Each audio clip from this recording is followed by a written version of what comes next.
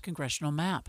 House Majority Leader Casey Snyder sponsored it. My first inclination, and probably the inclination of many on this floor and in this body, was to swing back and hit back at a judiciary as hard as we feel that we have been wronged. The resolution passed despite opposition from many Democratic lawmakers. The legislature also passed an extension for the candidate filing deadlines to give them more time to appeal the judge's ruling before the next election. Our top national story this hour from ABC News: the world's richest man is expressing some regrets. A year ago, then President-elect Donald Trump tapped Tesla CEO Elon Musk to head the new Department of Government Efficiency, DOGE, and Musk seemed to love it. This is the chainsaw for bureaucracy. Until people started vandalizing Teslas in protest. Would he take Trump up on his offer today? No, I don't think so. Musk on the Katie Miller podcast. Instead of doing Doge, I would have worked on my companies. They wouldn't have been burning the cars. Jim Ryan, ABC News. Let's get a look at your money at this moment. The Dow is up 100 points. That's 0.2%. We're at 47,660. Coming up, warm temperatures this week. KSL weather is next. KSL News Time, 9:02. Mornings are for recharging. And they're for starting your day right. We volunteer to join you in the car. Get news and weather at 102.7 FM during the most important part of your day. Andy and Amanda, each morning between 5 and 9 on KSL News Radio. If you're getting new gutters, make absolutely sure that you don't get screwed. I mean literally, don't get screwed. Tim Jr. here from RGS Exteriors. And every single gutter company out there uses screws to hold their gutters together at the corners and downspouts. They use screws because they're fast and cheap and easy, but man, they're terrible for your gutters, aside from possibly cutting your hand. They also loosen and corrode over time because they're not made from the same metal as the gutters. At RGS Exteriors, we've been installing gutters for 70 years now, and we don't use screws. We only use permanent, strong, and unobtrusive rivets. They're made from the same material as the gutters, so they won't oxidize and they won't corrode. They'll also never loosen. Your hand is safe too. Did I mention they look amazing?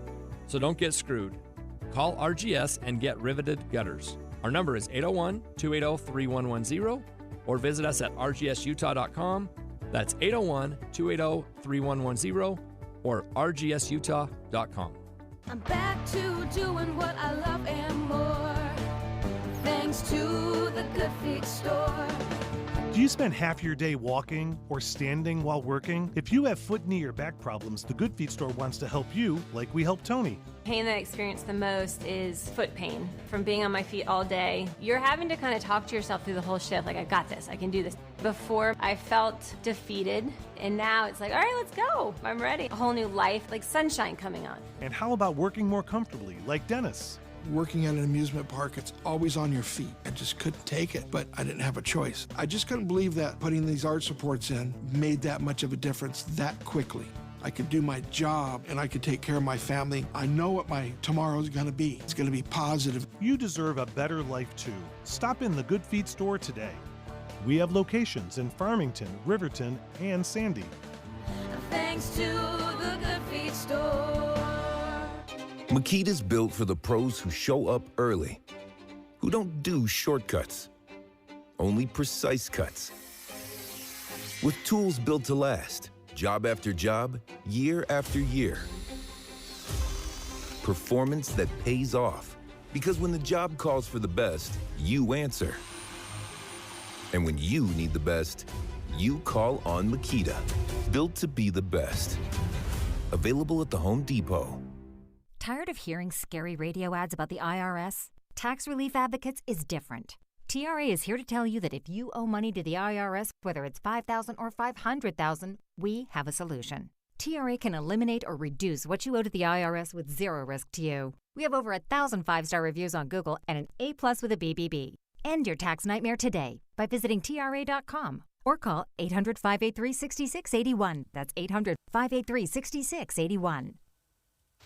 Traffic and weather together, brought to you by Mountain America's Visa Triple Rewards. And here's Jason Jones. And Amanda, it's looking much better now northbound I-15. You're still going to run a little bit heavy right around 5300 south, but otherwise it's mostly broken up the rest of the way into downtown Salt Lake City. Over on the west side belt, though, it continues to be really thick struggle as you make your way from 3500 south up to the 201. It's very heavy through that stretch right now. They've even cleared that accident that was there, but like I said before, it wasn't really affecting the traffic. So it's just a lot of volume over there northbound on the west side belt. Looking better through the construction zone now out in Tooele as well.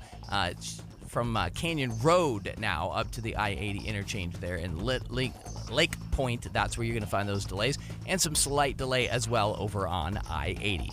Mortgage rates are going down. Take advantage. Visit loansbyrick.com at Vintage Lending. Loansbyrick.com, NMLS 241179, Equal Opportunity Lender.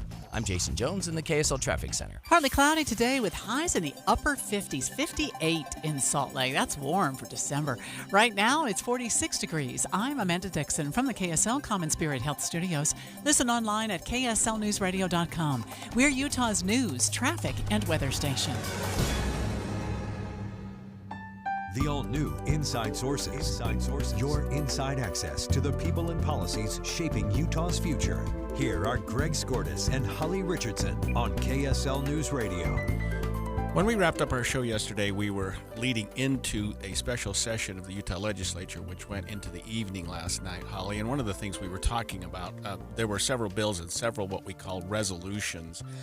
One of the resolutions that we were interested in watching was one that was condemning the judges. When we had heard about it last week, we expected a resolution condemning the particular judge that issued the ruling on the case. But the resolution went further and actually condemned the Supreme Court justices as well. I know. To me, it's really interesting. And of course, it's to send a message. But one of the things that was interesting to me is that we had one Republican lawmaker who voted against this, and it was Representative Ray Ward, who's on the line with us. Thanks for joining us, Representative. Hey, thank you so much for having me. Can you talk to us about this resolution condemning the judiciary, right? Two different levels of court. And like, what's the conversation around this? I guess I could maybe tell you my point of view. I don't want to try and speak for everybody else in their point of view. The judge's ruling on this particular case was not the outcome that I hoped for. My preference would have been, I think that map C that the legislature submitted was a good map, and I wish the judge would have approved that map. But I do believe that in the case so far, I think Judge Gibson has acted in good faith. I think our Supreme Court has acted in good faith. So I just didn't feel that a condemnation writ large against them, I didn't support that. Yeah, and is that something you felt at the outset, Ray, when this was coming forward? In other words, when it was more focused on Judge Gibson, and then it went beyond that and into the Supreme Court, did that sway you one way or the other, or would you have voted against it, even if it just related to the trial court Judge Gibson? Just the first two resolved clauses in the resolution. One of them condemned the Supreme Court, and then the next one condemned Judge Gibson. And there was a lot of other language in that resolution, but I just think those two lines are why I didn't feel to me that was the best step forward. I'm wondering, resolutions are non-binding. Was it really just a message to the judiciary to maybe come into compliance with what the legislature wants, or was it just to send a message that the legislature is really unhappy? Well, I think it certainly did that. We have three branches of government. We've got our executive, we've got our legislative, and we have our judiciary. And in the end, our Constitution thrives when we are all doing our part, and we disagree, and sometimes we disagree a lot. But I don't think we're in a good place if any of the branches are saying, well, I just condemn the other branch. The case has a couple of parts in it that are really important. There was Judge Gibson's ruling on the districts. That's very important. But the Supreme Court, the previous ruling, brought up another really big issue, and that is what is going to happen if the citizens pass a ballot initiative, but the legislature really disagrees with it. I mean, the legislature can overturn any law that it passes, the next week or the next session, and what's going to be the balance between the legislature's ability to overturn citizen initiatives or not. It can't be the right answer that you can never change a citizen initiative. That can't be the right answer. But what will be the balance? I think that's the other big question in play. And I think that is part of why the legislature is also thinking not just about Judge Gibson, but about the Supreme Court. Ray, I know you're busy, but we just have maybe a couple more questions. Could you tell us what the conversation was like leading up to the actual vote on that in terms of the debate or just the conversation behind closed doors? Well, I mean, I think the things that have been said in public are mostly the things that were said in private. There's just a lot of different opinions, a lot of upset in the legislature that our first maps got overturned, and then anger that the second set of maps weren't accepted either. And this is just the outcome. This is the outcome from that.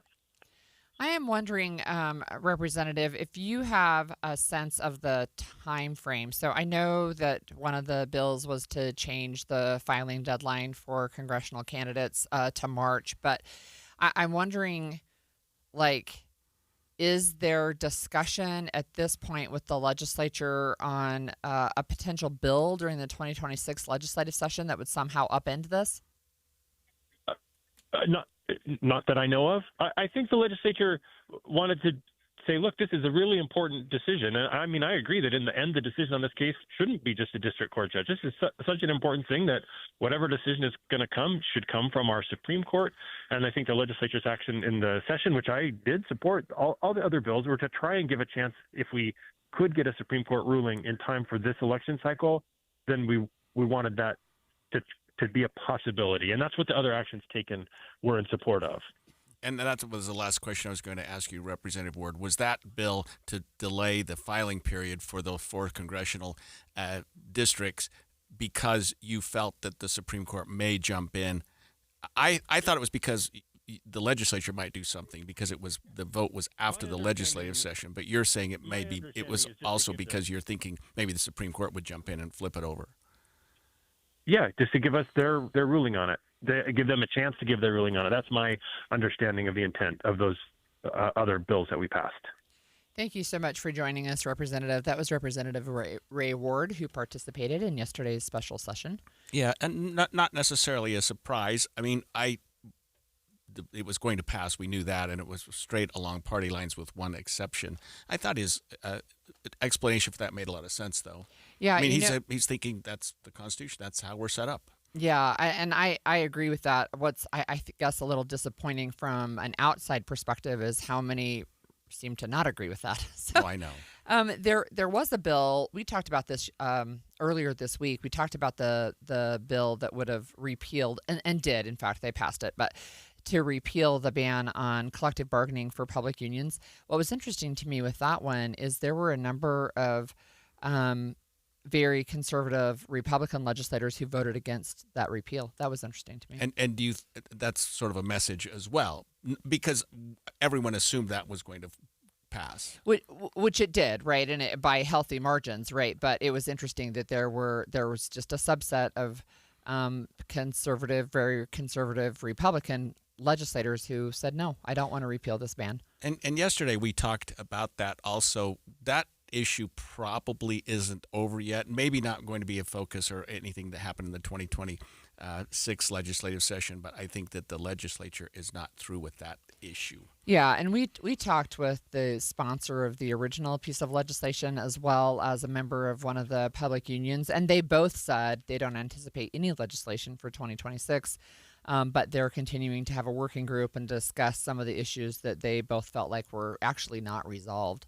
Yeah, so a little bit of surprise that there was some pushback on that one. Tiny bit of surprise that we had one Republican vote against the condemnation resolution, but otherwise it was the session went exactly like you told us it was going to yesterday. Yeah, and they had a set of people who were up there protesting at the Capitol, and I think they were singing a protest song to the tune of Jingle Bells. And, there are still a lot of members of the public that are saying, look, we think that the Proposition 4 was a good piece of citizens initiative that passed, and we think the judge's ruling was accurate, and we want those maps to stand. But I think they're in flux. Yeah, we'll see where that goes. We'll see where that goes. Interesting legislative session, special session. So yesterday also was not part of the special session, but it was part of just normal legislative business, and there was an audit that was released. It was scathing.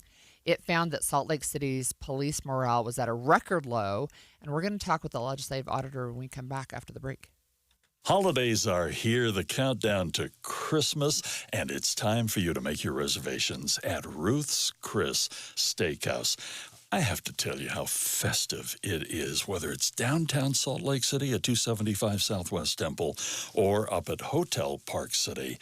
Just the atmosphere, the decor, it is spectacular at Ruth's Chris. Now, as great as that ambiance is, you're there for a steak, right? You're there for a great, great meal. And Ruth's Chris Steakhouse never disappoints.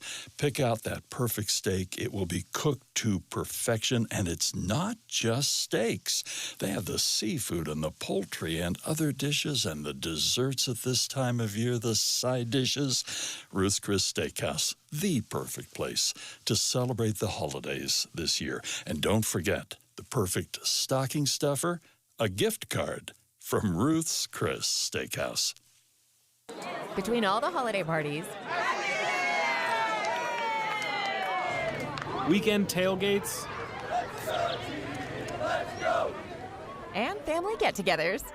Oh, they're here. Hey, who needs something to drink? we've been overindulging a little more than usual. Thank goodness we both added active liver to our diets to give our livers some much-needed support so we have the energy we need to enjoy the holidays. Active Liver from New Nordic contains a powerful blend of turmeric, milk thistle, and globe artichoke extract designed to give your liver maximum protection and help it do vital jobs like removing toxins from alcohol, rich foods, and sweets.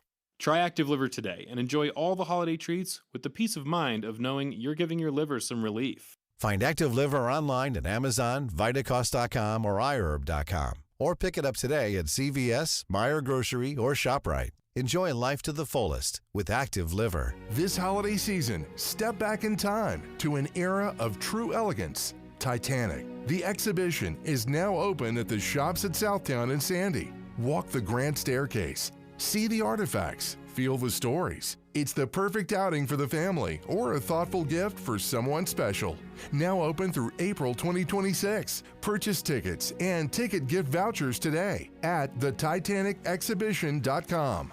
Titanic, the exhibition. Don't miss the boat. Are you an energy worker receiving home health care? Don't settle. It's time to choose better care. At CNS Cares, our local nurses provide reliable care you can count on.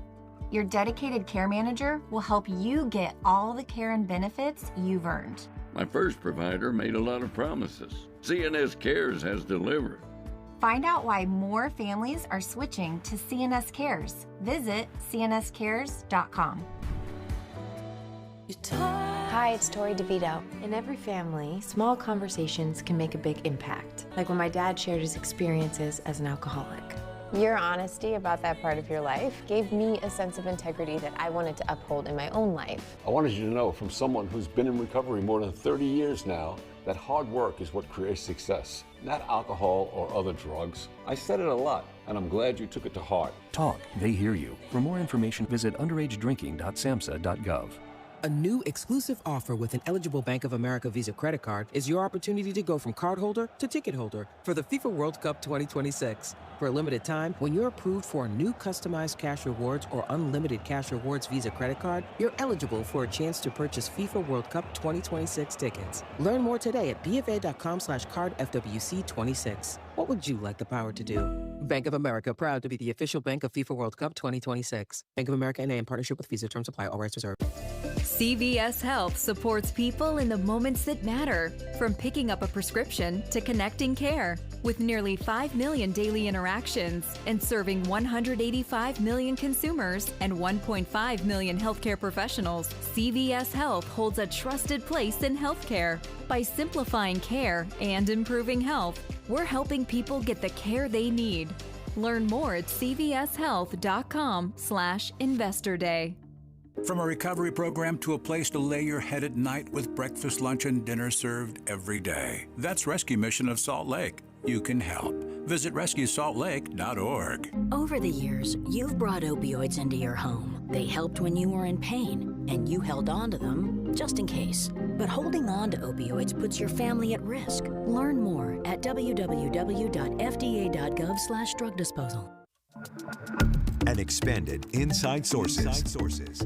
So I do have a correction, and I really appreciate Representative Clint Okerlund, who texted us to let us know that I actually had missed 3 other Republicans who voted against this resolution condemning the judiciary. It was Representative Okerlund, Representative Lubay, Representative Dunnigan, and Representative Ward that we just talked to. So thank you for that correction, and I apologize for missing that. We talked in the last session about the resolution condemning the judiciary, and we thought that only 1 Republican voted against it, but there were 4.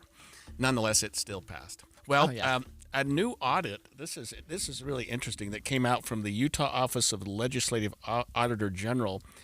Released an audit yesterday that was a 48-page report, kind of a scathing audit about the Salt Lake City Police Department. And one of the things that it found was that morale within that department had reached the lowest levels that state auditors say they've ever seen. And now there have been some changes. Aaron Mendenhall did replace former Chief Mike Brown with Chief Red, and there was some optimism, I think, in this report, if you read between the lines, that maybe that might change things. But there's been a lot said there, and with respect to this audit. Here's KSL News Radio's Regan Edelman. The audit focuses on what they call poor leadership from former Police Chief Mike Brown, citing misuse of administrative leave and lack of internal oversight and planning, among other things. And it says that these issues led to inefficiencies and problems within the department. A major one of those problems, morale. 77% of the respondents to our culture survey disagreed that morale was high within the department. In fact, it was the lowest culture survey that we ever recorded from all the agencies that we send these culture surveys out to. Ryan Thalane, audit supervisor there, he says that low morale may have been factored into the high turnover rate they found in the audit. Auditors say they've seen improvement following the leadership change, but offered more recommendations to continue that progress moving forward. Brown abruptly retired after Mayor Aaron Mendenhall asked him to. She said it was due to mounting pressure from state leaders. Reagan Edelman, KSL News Radio. That's a really high number of people in the department who don't feel comfortable with what's going on there. Yeah, we have the Legislative Auditor General on the line with us, Cade Minchie. Thank you so much for joining us this morning. Thanks, Holly. Glad to be here. Well, before we get into the nitty-gritty, we do have a question. Did you, in the process of conducting this audit, did you attempt to contact former Police Chief Mike Brown? Is that something you normally do? Yeah, so the way that we like to do that is as we started the audit, former Police Chief Brown was still there. And in the transition, we attempted to contact him multiple times, but we were told that he wasn't interested in talking to us. Oh, that's interesting. Let me ask you this. Was this a routine audit, Cade, or something that was asked to be done by some specific person or entity? Yeah, this was a special purpose audit. So we were asked to go in and look at the police department in Salt Lake City due to some concerns that have been widely reported over several years. And so the Legislative Audit Subcommittee asked us to go in and do a performance audit looking at efficiency, effectiveness, and overall, as we talked about, morale of the department. So if you started the audit while Chief Brown was still there, obviously you spent a fair amount of time on it. Tell us about how an audit like this takes place, the type of people or the type of information that you gather, either from interviews or from records within the department. Yeah, thanks, Greg. This was an audit that we did take an extensive amount of time because there was a lot of important issues to get right. So we started it, several months ago. And what we do in an audit like this is several things. We did a survey of the Salt Lake City Police Department, a culture survey. We do that with every department that we audit. That's how we're able to gauge how different entities we audit, how they fit it with each other. But we also went with other police departments. We looked at Ogden, Sandy, West Valley, and interviewed lots of police departments across the state. We also interviewed lots of officers, spent time with them, went out on rides with them throughout the city, We gather a lot of data. We interview a lot of people. It's a very thorough review. So can I ask, what were you talked about the low morale? We heard just a little sound clip from yesterday's hearing. What other pieces of information were you able to pull out in your audit? Yeah, so in addition to the morale, as we do these audits, one of the things that's really important for us to identify is what we call the cause. So we know there's concerns. We saw that with the interviews. We saw that with the questionnaire and a lot of the data that we analyzed as well. There were several issues there with what we call general ineffectiveness of this department. As we try to identify what's causing that, that's really important for us because we can't make a proper recommendation unless we obviously know what the cause is. So we look at 5 things when we look at cause. We look at governance, leadership, culture, structure, and process. And as we went through this process and we're really thoughtful on going through and trying to ascertain this, what we found in this audit was it was largely ineffective leadership by the former chief that was causing these issues to occur. Can you break that down at all, Kate? What were some concerns? Just that he wasn't actively involved, he wasn't meeting with the people, or they just didn't feel like his plan, his goals were in line with what the department should be doing? Yeah. Thanks, Greg. So a few things there. Everything you said is part of it. As we look at what effective leaders do or what ineffective leaders do, a big part of that is communication, its strategy, and its vision. And so there's a lot that we could say about this, but let me just give you a couple highlights. With the strategy, when we talked with officers, there was a lot of confusion as to what was the strategy, what were the priorities of the department. Was it forcing certain ordinances, or was it other things? And so as we looked at that, we tried to ascertain, well, what is the strategy? What is going on here? And we really had a hard time understanding that. But deeper than that, as you look into it, it's what are the processes, what are the policies, what are the procedures that are being communicated to the staff so they know how to do their job. We found that generally there was a lot of inconsistency there. We would talk to one group of employees and they would communicate one thing and other groups understood other things. Also, with leadership, we found that the chain of command wasn't often utilized. And so, there would be an officer that was instructed to do something and you go up the chain of command to a lieutenant or captain, they weren't even aware of it. So there was a lot of confusion, a lot of misunderstanding. And that all kind of came down to, as I said earlier, with the strategy, it wasn't really clear how the department was trying to do its job. Can I ask you about a high turnover rate? Because that's one of the things I understand that the department was really experiencing an unusually high rate of turnover. Yeah, that's something that we see when we go in and audit an organization that has what we have termed as a leadership issue, a leadership cause. I mentioned culture as one of the other causes. Those two are often tied together. So when we have leadership that isn't strong, that isn't clearly communicating and has clear vision, what happens is a culture of an organization, which we've already kind of talked to, it goes low. Employees are confused. They're not really happy with their jobs, and that often relates to turnover. So there was a substantially high turnover. Of course, turnover has a lot of issues then that are created with that. As new employees come in, there's a lot of training, there's a lot of process that has to be done there. If that's not done right, then those employees aren't trained right, which means that they're doing their best, but they don't understand what the expectations, what the vision of the organization is. It just all starts compounding on itself, which led to where we were when we came in and started the audit. Kate, let me ask you one last question. We've got about a minute left. With the concern within the department being leadership, do you and does your group have some, I don't know, optimism might be the right word, that things may change now that there is new leadership in place at that department? We have great optimism. Yeah, thanks for that question. We mentioned that in the report, and I'd like to just say that here that the new chief, Brian Redd, we've seen a real substantial turnaround. I might even just say night and day. The morale is higher, the communication is better. Officers are reporting that to us. So a lot of our recommendations, knowing that was already occurring, we don't want to say, okay, fine, new leaders there. We don't have problems. We wanted to try and make sure that going forward, things were still going to be strong and sharp. And so we have several policies that deal with, making sure that the communication is strong, making sure the chain of command is used. We talk about using an internal audit function. Internal audit functions can be really helpful day to day, making sure that things are tight, information is communicated. Again, the use of strategic planning. All those things we're recommending to make sure that going forward, this continues to move in the right direction. Thanks, Cade. That was Cade Minchey, Legislative Auditor General. We will try to get the new chief on the line before the end of the program today. But when we come back, the University of Utah has a first-of-its-kind revenue plan for athletics. What does it mean for college sports, funding, and the future of student athletes? U of U President Taylor Randall will help us understand next.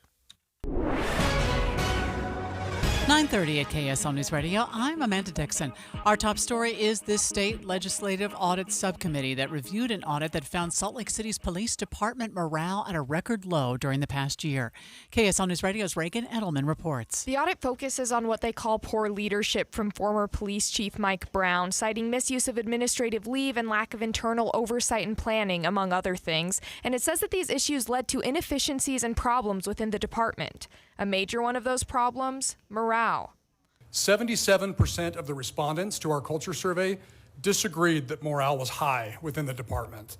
In fact, it was the lowest culture survey that we ever recorded from all the agencies that we send these culture surveys out to. Ryan Thalane, audit supervisor there, he says that low morale may have been factored into the high turnover rate they found in the audit. Auditors say they've seen improvement following the leadership change, but offered more recommendations to continue that progress moving forward. Brown abruptly retired after Mayor Erin Mendenhall asked him to. She said it was due to mounting pressure from state leaders. Reagan Edelman, KSL News Radio. Former Police Chief Mike Brown, who was with the department until last year, said that the auditors never contacted him despite scrutinizing policies under his administration. He went on to call the audit a political attack on the department and said that the bias at the foundation created unreliable conclusions. He also said that he's proud of his leadership and the results he's seen, what he says are stronger community engagement and safer streets. Your money at this moment, the Dow is up 226 points right now. We're at 47,786. Coming up, warm weather this week. KSL weather is next. KSL News Time, 9:32. A reminder about the simplest way to get updated for your day. Hit your KSL preset when you jump in the car, and we'll take care of the rest. Hear key news updates and traffic reports. Andy and Amanda from 5 to 9 in your car. KSL News Radio at 102.7 FM. If your family is anything like mine, you probably have a child who's hoping holiday magic will put a new phone under the tree this year. But as a mom, I've seen firsthand how screens and online dangers have stolen childhood from our kids. That's why I chose TrueMe, the all-make kid-safe phone for digital wellness and positive emotional health. With TrueMe, I say no to bullies, predators, pornography, and social media, so my kids can say yes to fun, safe content, safe contacts, safe apps, and a safe browser. TrueMe is everything my kids need. A phone that truly grows with them without the distractions and negativity. Right now, while supplies last, get a free device for the holidays with a new line activation at TrueMe.com. Plans start at $24.95 a month with no contracts or hidden fees, plus support from real people right here in Utah. That's TROOMI.com. TrueMe, create Christmas magic without losing the magic of childhood. The Utah Mammoth and Smiths are teaming up to get you to the game. With qualifying Smiths purchases, you can score single goal view tickets, hot dog and a bottle of water included for just $15. The catch? These tickets go fast. Download the Utah Mammoth app, enable push notifications, and be the first to know when new tickets are released. Shop at Smiths and snag your seat for $15. Simple. Grab the Utah Mammoth app today and watch for the next release. Tusks up. If you love to travel, Capital One has a rewards credit card that's perfect for you. With the Capital One Venture X card, you earn unlimited double miles on everything you buy. Plus, you get premium benefits at a collection of luxury hotels when you book on Capital One Travel.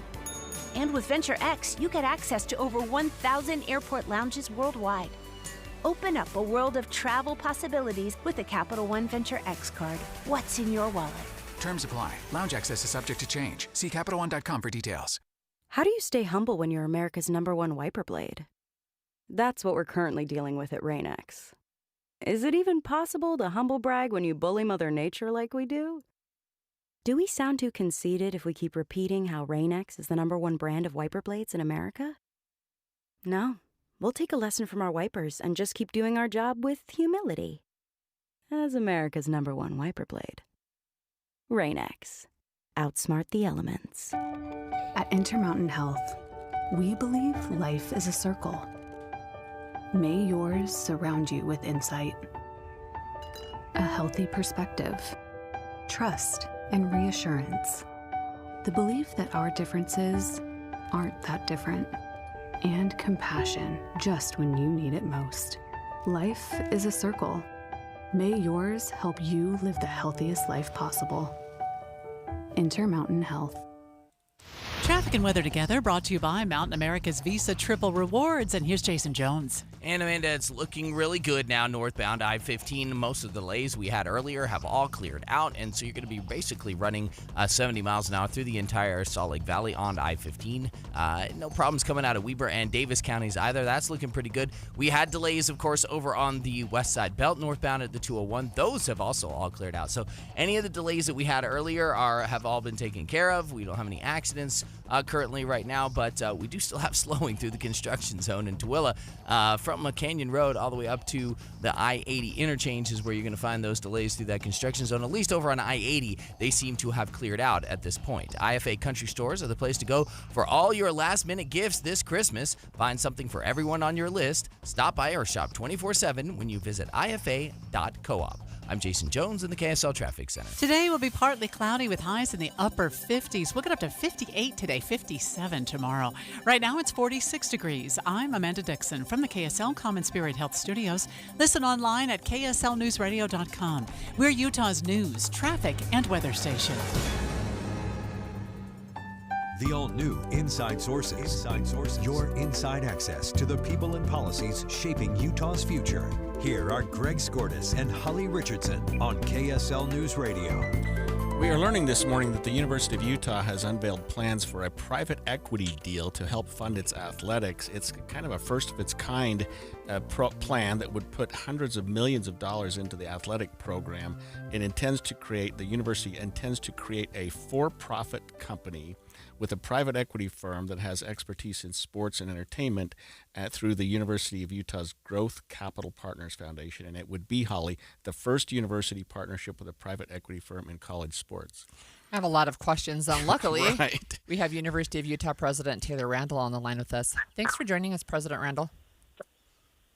Hey, good morning. How are you all this morning? We're doing good. well. We're just have a lot of questions. That's right. So I wonder fantastic. Right. Just in simple terms, can you help us understand what this means? Sure. You've probably discussed on this show the incredible changes going on in college athletics. Direct payments now to athletes, name, image, likeness, increasing costs. And effectively, the strain on the existing business model of athletics has brought it to a breaking point. And what we're announcing here today is a new way to move forward with a new business model that will actually allow our athletics department and our university to thrive. One of our major objectives here is to be able to maintain both the Olympic sports movement, the women's sports movement, at the same time support what has been called the revenue sports, right? The big football programs, the basketball programs. So we're excited that this, over time, will actually build a sustainable model for all of these sports programs to thrive. Do you feel like the element of, I mean, there's always risk in anything, President Randall, but do you feel like you're comfortable with any risk that you may be taking here with that kind of money? Yeah, what's interesting about this problem that we're trying to solve, the one of financing college athletics, is there's equal risk in just staying put. You're guaranteed to be losing money, right, and not moving forward. And so I think we have taken measured risks as we move forward, and the upside this provides us is very exciting. So, President Randall, I saw on X today that there's a congressman, he's a Republican congressman from Washington, who is not happy with this news. And he tweeted out yesterday that Congress will be taking a hard look at the tax-exempt status of universities that enter into private equity deals. If you want to act like a non-public entity, you better be ready to be treated like one. And actually links to a story about the University of Utah. Do you have a response to that?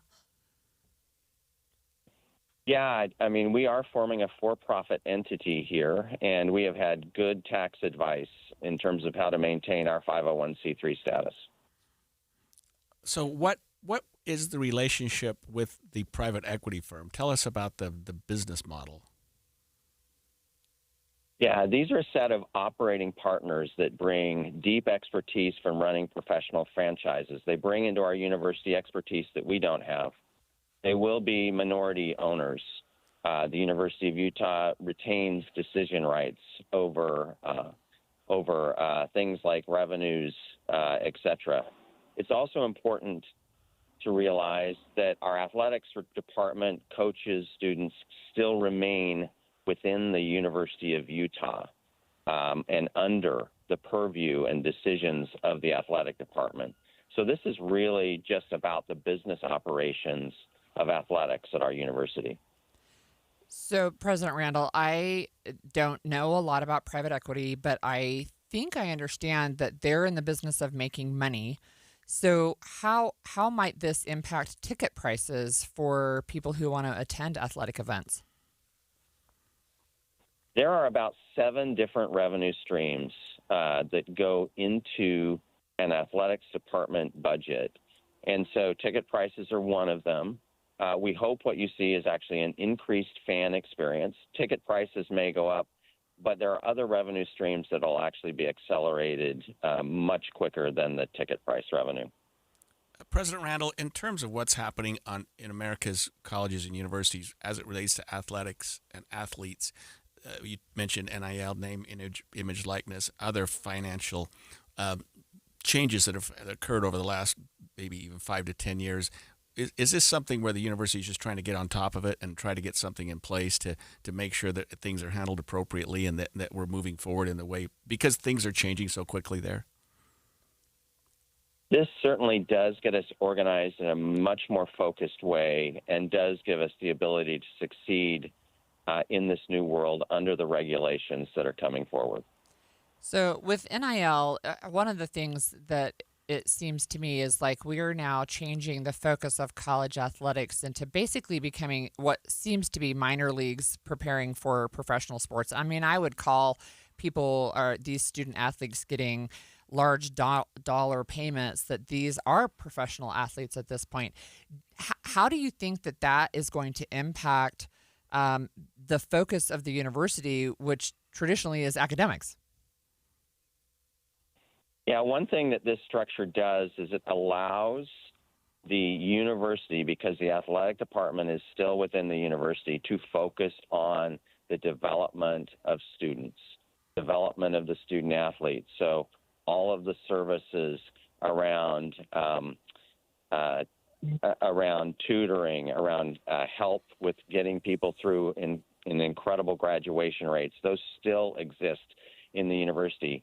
And in some ways, it allows my athletic department to double down on that, while the commercial aspect, the professional aspect, now goes outside the university.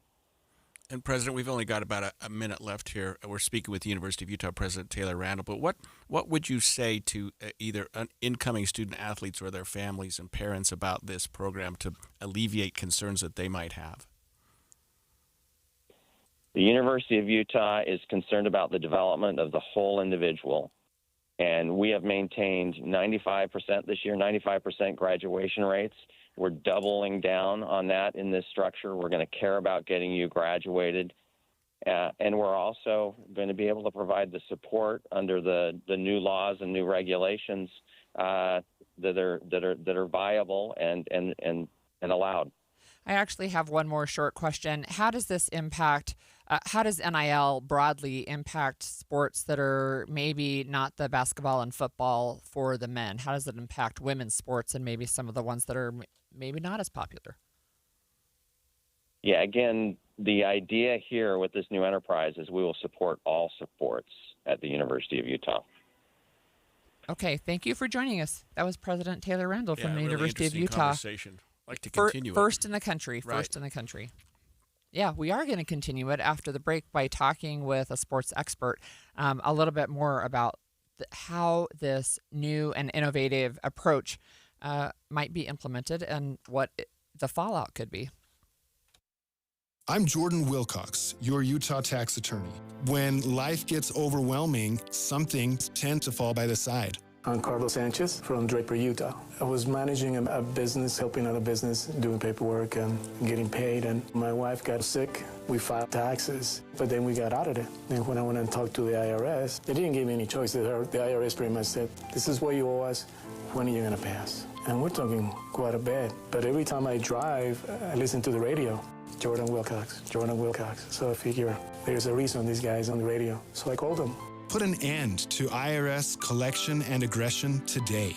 The amount that the IRS came up with, close to $250,000, and the offer in compromise was about $7,600. That's it. This is Utah tax attorney Jordan Wilcox. Let's solve your IRS nightmare. Visit endtaxworry.com. Go for it. The outcome, it was worth it. I'm okay. endtaxworry.com. At KSL News Radio, we have a 30-year legacy of honoring Utah teachers, but we can't do it without your help. Please tell us about an important teacher in your life on the KSL Teacher Tribute Wall, presented by Cypress Credit Union. Each month, one lucky teacher wins a $500 gift card from Cypress Credit Union, a $250 gift card to Harmon's, plus season tickets to Hale Center Theater. Say thanks to your teacher today at kslnewsradio.com/teacher from Cypress Credit Union and KSL News Radio. Well, winter is here, and a lot of kids here in Utah don't have warm coats and shoes that they might need to get through the upcoming cold months. KSL's Quarters for Christmas has been helping local children for years, turning your donations into warm coats and shoes for kids right here in our own community. And every dollar you give goes directly toward providing coats and shoes for kids who need them most. It's easy to make a difference. Just go online to kslquarters.com, donate whatever you can, and know you're helping keep a child warm this winter. And you can join us in spreading a little comfort and a lot of kindness with KSL's Quarters for Christmas.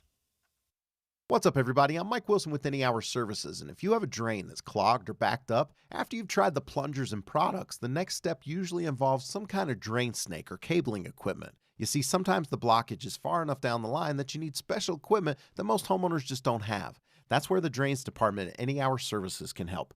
A drain snake can clear most blockages and get the water flowing again, and clearing blocked drains is what our Drains Department does day in and day out. So if you're a homeowner with a drain line that's clogged or backed up and you'd like one of our drain technicians to come and snake the line for you, it's only $29. Yep, you heard that right. Any Hour Services will snake any drain line with normal access for only $29. Sinks, showers, tubs, toilets, floor drains, laundry drains, even that sewer main line that connects to the city. We'll snake any line for just $29. For help with your drain issues, call Any Hour Services at 801-443-7700. You can Google Any Hour Services. You can even schedule online at anyhourservices.com.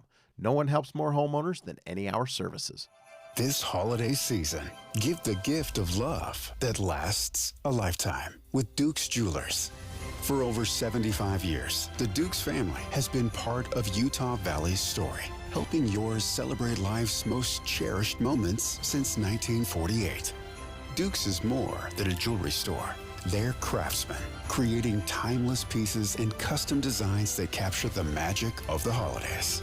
Whether it's a sparkling necklace, a custom ring, or restoring a family heirloom, Duke's Jewelers pours their heart into every gift, because jewelry isn't just about sparkle, it's about love and legacy.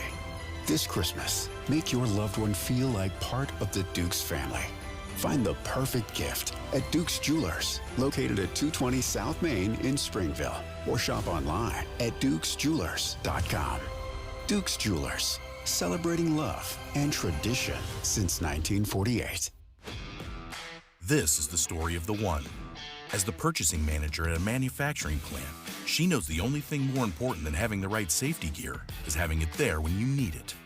That's why she partners with Grainger for auto reordering, so her team members can count on her to have cut-resistant gloves on hand, and each shift can run safely and efficiently. Call 1-800-GRANGER, click Grainger.com, or just stop by. Grainger, for the ones who get it done.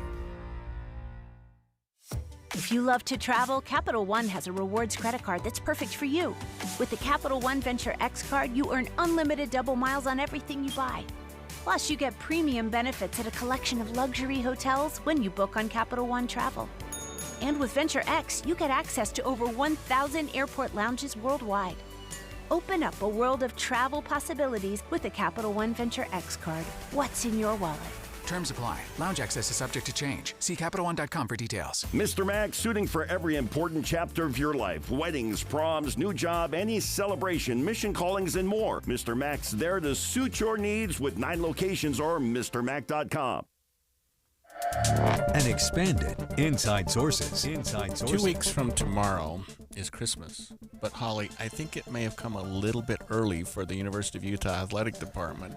And we've been talking this morning about a new model that's being implemented by the University of Utah that will change the way college athletics are funded. It's a first-of-its-kind plan, and we just spoke with the University of Utah school president about it, but it taps into a private equity firm for funding, maybe something that's the way of the future, but Utah seems to be on the front of the curve. Well, one of the things that's interesting, I think about NIL, which is I didn't know anything about it a couple of years ago, and now we've talked about it, because it has changed so much what happens with college athletics. Remember, the NCAA, they were fining people for, I don't know, it feels like getting taken out to dinner. That's probably an exaggeration, right? But you couldn't pay college athletes, and now you can, and it's expected, and that's how you compete. And it's one of the things I think that I have learned about NIL, and I could be mistaken, but one of the things I think is that it has to be funded from a totally different stream than what normally comes from university funding. Well, let's find out. We've got with us we don't have we're going to have a sports reporter with us in just a minute. I thought he was on the line. So what was interesting about the conversation we had with the University of Utah president was, his and maybe this is just part of the plan, but he seemed absolutely confident in the program. He seemed like this is something that's moving forward. Didn't seem to foresee risk, didn't seem to foresee that it would have problems with the athletic program or students or even ticket prices, really. But obviously there's going to be some fallout to this. It's big money. And huge. Yeah, when you think about hundreds of millions of dollars to an athletic department, maybe this is going to put Utah on the front edge of this.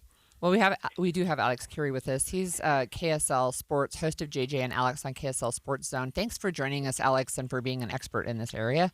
Yeah, I listened. Yesterday was the most hilarious thing. A couple of sports guys trying to explain the financial side of all this, and it's complicated. That's the interesting part about it, is how complicated it is and how much no one knows what it really means. And I would love to see a 10-year, into the future, what it ends up being, because yesterday was all just meltdown and it was the worst thing ever.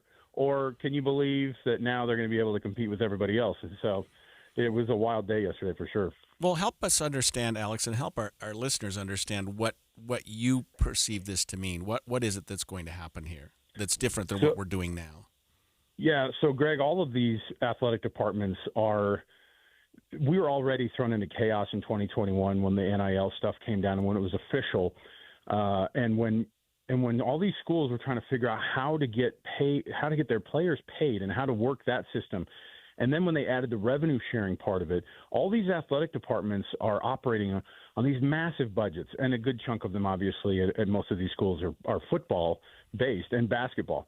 And the reality is that those revenue sharing numbers, and Utah and the rest of the country, everybody's allowed to spend as a revenue sharing number, $20.5 million. That's the cap on every team. And the NIL deal is essentially it's if they find that your value is high, they're going to give you that money. That's where some of these astronomical numbers you're finding with these players who are getting 7 figures, when they're in college, and these deals are big. The thing that's different about this is what they're doing, it seems like, and trying to understand what Mark Harlan and Taylor Randall, the athletic director and president of the University of Utah, those two guys respectively, when they were explaining yesterday a little bit, the thing is that they wanted everybody to make sure that the athletic department is going to run the way it does. He's going to run the athletic department the way it does.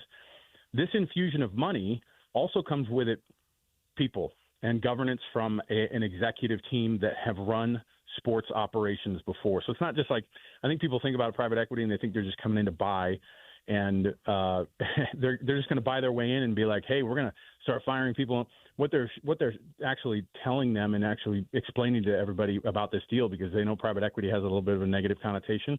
They don't want the quality to go down. And I think what they're doing is this company, Otro, they specialize in this, investing in private equity in this side of things. But no one's done it at the collegiate level before.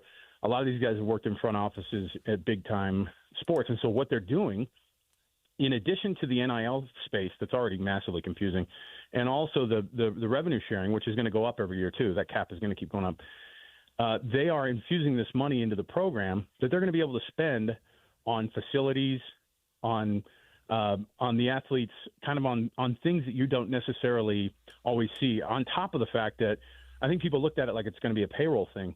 And make no doubt about it, Utah Brands and Entertainment, which was the company that was created, is going to be an entertainment and for-profit venture. So how does that intersect with, the scholarships and the other? They're going to be separate. The scholarships are separate, but the money that's getting infused is mostly for the development of the program. And I think the way you have to look at it is these people coming in as 49% owners of the athletic department, and Utah with the control and the majority ownership. This company, as we understand it, comes in with their executives, and basically they're going to run this program like a front office of a Major League Baseball team, of an NFL team, but it's all the athletics program. So it's massively interesting to me because no one's ever done this, and so we're going to have to see how they operate like a front office for an entire athletics department. Well, you brought up a couple of things that I do have questions about. So it feels like we are now creating basically farm teams, like minor leagues, for getting people into professional sports. And I think with the large dollar amounts we're talking, I think an argument could be made that these kids are now professional athletes. How is this going to change the nature of college sports, do you think? For sure they are. They've already been to that, Holly. I think the interesting thing is like this didn't just convert to these athletes being, professional athletes. They're already there. Like that's the way it feels. And frankly, at the collegiate football level, they are. They've been operating like minor league baseball does for the NFL for a long time. It's the developmental league for the NFL. That's what it's turned into, and whether or not it's concerning or not, it just is going to keep getting bigger, and the money keeps getting bigger, and the TV revenue, which drives all of this, by the way, is going to keep growing. And that's what they're doing is they're looking at a segment that is massively underrated, I think, compared to a lot of these other sports. And there's actually it seems like there's no rules and nobody really running this thing. And that's why it's kind of concerning, I think. Yeah. Is that people look and they go, how are they going to do this? And Utah jumping in right now, I think they're going to be able, one, they set the market price a little bit. You're only going to see it go up from here. And other programs are going to be worth a ton more. And then you're going to see people start to establish like what this actually looks like. We're not totally sure. And no one is exactly sure how it's going to end up. But I think you have to look at it as it's being run like a professional team, not even a minor league team. Well, so I have a couple more questions. One of them has to do with you've got this immediate infusion of cash, but how does that play out over time? But the second question really, and I don't know if you have an answer for this one, is we're talking about lots and lots of money for kids that are, I would say, relatively young. Some of them are still teenagers. Do you think that this is like what kind of things, this is a broader NIL question, not just specific to the U, but what kind of problems does this pose to give so much money to people that are so young? Yeah, I think the reality is of all of this, Holly, is when you try to wrap your brain around, like everybody saw $500 million, and then they kind of stepped away from that because the deal isn't totally done. It's going to get finalized in January. And so I think that they were really nervous about people looking at that and looking like the program has $500 million in the bank account. And I think the reality is that they're going to have way more resources. They talked about that yesterday. And Taylor Randall said there's going to be some announcements in the next few months that you guys are going to be pumped about. I think that's going to probably pertain to facilities and things like that.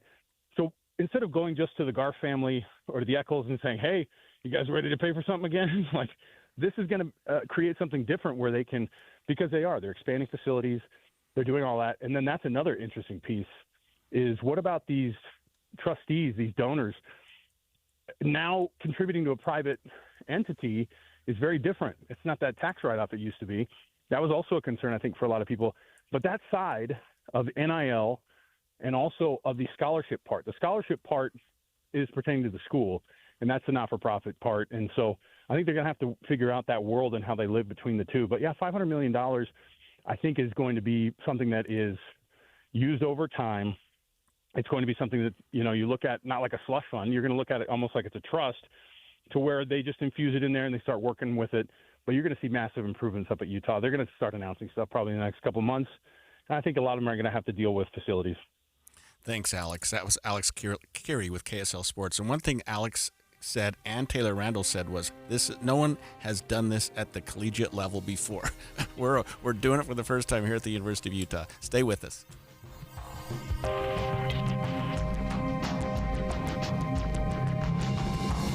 KSL FM Midvale. KSL Salt Lake City. From the KSL Common Spirit Health Studios, this is KSL News Radio. Utah's news, traffic, and weather station. 10 o'clock at KSL News Radio. I'm Amanda Dixon. KSL's top story this hour: Utah GOP lawmakers have voted to extend a filing deadline for the midterm election as they try and appeal a new court-ordered congressional map.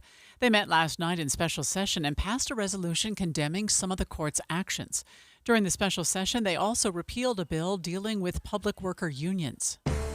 Our top national story this hour from ABC News: we are getting new details surrounding the Louvre crown jewel heist in France. We've just learned that there was a security camera over the other side of the Louvre at the spot filming the robbers as they placed a cherry picker and then cut a hole in the window and entered the building. But the image from that security camera was not transmitted live to the security guards in the museum's control room. In fact, it was only seen about 4 minutes later, by which time the robbers had already smashed the glass cabinets, grabbed 8 pieces of France's priceless crown jewels, and had left the building. ABC's Tom Sufi Burridge reporting. The Church of Jesus Christ of Latter-day Saints has called 14 men to serve on the Young Men General Advisory Council. And there's a good chance you already know one of them from his YouTube channel. Luke here with the Outdoor Boys YouTube channel, and for the next 4 days, I'm all alone in the wilderness of Alaska. I'm coming face to face with giant grizzly bears, hunting for my food, collecting washed up whale bones, and exploring a remote island in the Gulf of Alaska. Luke Nichols, the creator of the Outdoor Boys YouTube channel, I was just telling Jason how my son loves that channel, is now going to serve on the Young Men General Advisory Council. His channel got billions of views before he announced his intent to step away from making videos earlier this year.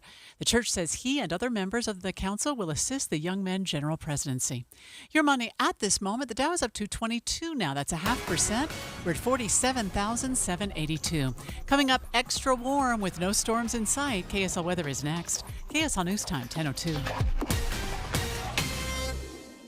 The sources where we get our news matters. When you listen to Utah's Morning News, we want you to feel the stories are important to you and trustworthy. This is Amanda Dixon. And I'm Andy Farnsworth. Join us weekday mornings on KSL News Radio. Be advised, this is your opportunity to save up to 40 to 80% on a hot tub or swim spa. This weekend only, Friday through Sunday, Mountain America Expo Center. Be advised, this is your opportunity to save up to 40 to 80% on a hot tub or swim spa. This weekend only, Friday through Sunday, Mountain America Expo Center. 18-month interest-free financing. Our factories have demanded we sell 1,000 hot tubs and swim spas this weekend. Mountain America Expo Center. Huge factory incentives, factory rebates, this weekend only. Mountain America Expo Center. We can remove your old hot tub. Free delivery of your new hot tub. Hot tub starting at $2,999. Mountain America Expo Center. Free delivery of your new hot tub. Just relax and enjoy. Mountain America Expo Center. Friday, 2 p.m. to 8 p.m. Saturday, 10 a.m. to 8 p.m. Sunday, 10 a.m. to 6 p.m. Free admission, free parking, free delivery. Mountain America Expo Center. Call 833-SPA-SALE or visit hottubandSwimSpaSale.com. If you're ready to buy a home or sell a home and you're worried about the current real estate market because of what you've heard from some of your friends or family, well, We're here to tell you that you really shouldn't be worried because now is a great time to buy and sell with our friends at the Stern Team, powered by Almada Real Estate. And here's why. Buyers have more options due to increased inventory, which gives them the power to negotiate for repairs, interest rate buy-downs, and closing cost assistance. While at the same time, sellers are still getting top dollar for their homes, with home values that are higher today than ever before. So whether you're looking to buy or sell, the current real estate market presents a win-win opportunity for both buyers and sellers. But you still do want to make sure that you're working with a team of real estate experts you can trust that can get you some great results. And that's our friends at the Stern Team, powered by Almada Real Estate. They have helped thousands of Salt Lake City homeowners, and they're ready to help you. To get started, just go to thesternteam.com. That's thesternteam.com, or Google The Stern Team. Pros don't just show up. They prove how it's done, with precision and without shortcuts. Makita tools are built the same way, with a dedication to lasting quality, trusted performance, and results that reward your effort year after year. When the job calls for the best, call on Makita. Built to be the best. Available at the Home Depot. This is the story of the one. As the purchasing manager at a manufacturing plant, she knows the only thing more important than having the right safety gear is having it there when you need it. That's why she partners with Grainger for auto reordering, so her team members can count on her to have cut-resistant gloves on hand, and each shift can run safely and efficiently. Call 1-800-GRAINGER, click Grainger.com, or just stop by. Grainger, for the ones who get it done.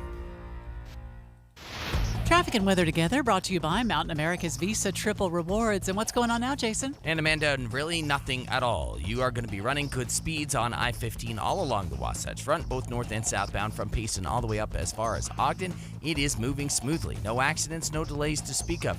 Looking even better through that construction zone out into Willa, although you're still going to be a little bit slow as you hit Canyon Road and head up towards Lake Point. Everything else is cleared out, though, as far as that construction zone is concerned.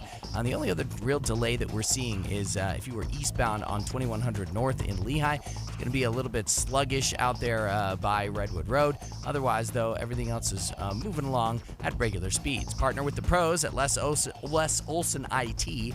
Yes, they are still Utah's best copier provider. Plus, get your services, laptops, computer accessories, business telephones, and more. Visit lesolsonit.com today. I'm Jason Jones in the KSL Traffic Center. Unseasonably warm. We're going to get up to 58 degrees today, 57 tomorrow. We'll stay in the 50s for the 7-day forecast. Right now, it is 50 degrees. I'm Amanda Dixon from the KSL Common Spirit Health Studios. Listen online at kslnewsradio.com. We're Utah's news, traffic, and weather station. The all-new Inside Sources. Your inside access to the people and policies shaping Utah's future. Here are Greg Skordas and Holly Richardson on KSL News Radio. We've been speaking this morning about the University of Utah being perhaps the first college in the country to enact this new program involving college athletics, college finances, and making a deal with the private equity firm and a for-profit company being formed. My point is, new things are happening. The country of Australia has also become the first country in the world to enact a social media ban. And what this is, Holly, is a ban that would prevent social media for children under the age of 16, blocking access to them. And it involves, so far, it's kicked in today. It just started today, starting at midnight. 10 of the largest platforms, including TikTok, Alphabet, YouTube, Instagram, the whole range, were ordered to block children or face fines of up to $50 million under the new law, which is being closely watched by people all over the world. Yeah, it's interesting to me that, we talk about age verification here, and we get pushback from social media companies saying that's, really hard and you can't do that. But you have an entire country that said nobody under 16 can have a social media account. So we want to know from our listeners, do you think America is ready for a country-wide social media ban? Text us at 57500. The Apple News Today podcast highlighted a response to the ban from one parent who lost her teen to suicide. Many parents have hardened their views on tech platforms in recent years as they watch their kids spend more and more of their time doom scrolling. And a growing number fear that socializing primarily online is causing real harm. Emma Mason's daughter, Tilly, died by suicide when she was 15 after being bullied on social media. She told the BBC she backed the ban. I think our children have been the social experiment. We have just said, here's a phone, as I did when Tilly was 12. Her connection to an unfettered, unregulated world would mean that she was exposed to all sorts of harm, that as a parent, if it was in front of you, you wouldn't allow it. I think that's interesting, right? And I think one of the things to think about, too, is it's not a phone ban, it's a social media ban, right? So cyberbullying can happen over text. It can happen even by phone calls, although people don't use phones for phone calls very much anymore, right? But it's really interesting, and I think there's not a lot of disagreement, at least among the scientific community, that social media platforms are causing harm to teenagers. And certainly that's been an argument that our own Utah government, our governor and our legislature, they've been making that argument, and I think successfully. Yeah, and they've been on the cutting edge. But is the rest of our country ready for this ban? Remember to text us at 57500. Tell us what you think America is ready to do. Apple News today also pointed out the concern for what this means for connections for teens already in Australia. But the internet has always been a space for people to find their communities, especially those with societal or physical barriers. Ezra Scholl from Melbourne is 15 and quadriplegic and told The Guardian they fear the ban will lead to isolation. It's going to really disconnect me from the world, I think. It's going to be a lot more difficult to socialize with friends. It's going to be a lot more difficult to make new friends. It's going to really make my world a lot smaller. You don't think about that because we think about the adverse consequences to a lot of these young people looking at that, but there's also some very positive things. I will say this, though. I mean, before social media, and you and I grew up way before social media, we had ways to interact and be able to have connection with friends and people outside our families. So we do have a couple of texters. One says long overdue, and another one says, yes, bring the ban to the U.S. Anyone who disagrees with it needs to do more research on the effects of social media on young brains, and I think they have a point. And people have been doing the research on that. And I think that's why we know. The texter is exactly right. Yeah. The research shows that that's exactly what we should be doing. You know, the genie's out of the bottle in the United States, and it was in Australia, too, until today. So it's going to be a little difficult to say, okay, time out. Now you have to have this regulation. Yeah, except I think just look at tobacco, right? Just look at what happened with that. For a long time, it was not really regulated, and in fact, it was promoted. And I don't remember a lot of the commercials about doctors promoting smoking, right? But they were promoting certain brands of cigarettes. And when I started working as a nurse a long time ago, the smoking was still considered relatively normal among the healthcare community. But we finally looked at the studies and the data and we're like, okay, this is not okay, and we have to have some guardrails on this. But it's interesting, I think, that we have people who are saying, this is going to isolate the kids. And I understand the argument, and yet I think there's plenty of evidence to say there's ways to interact.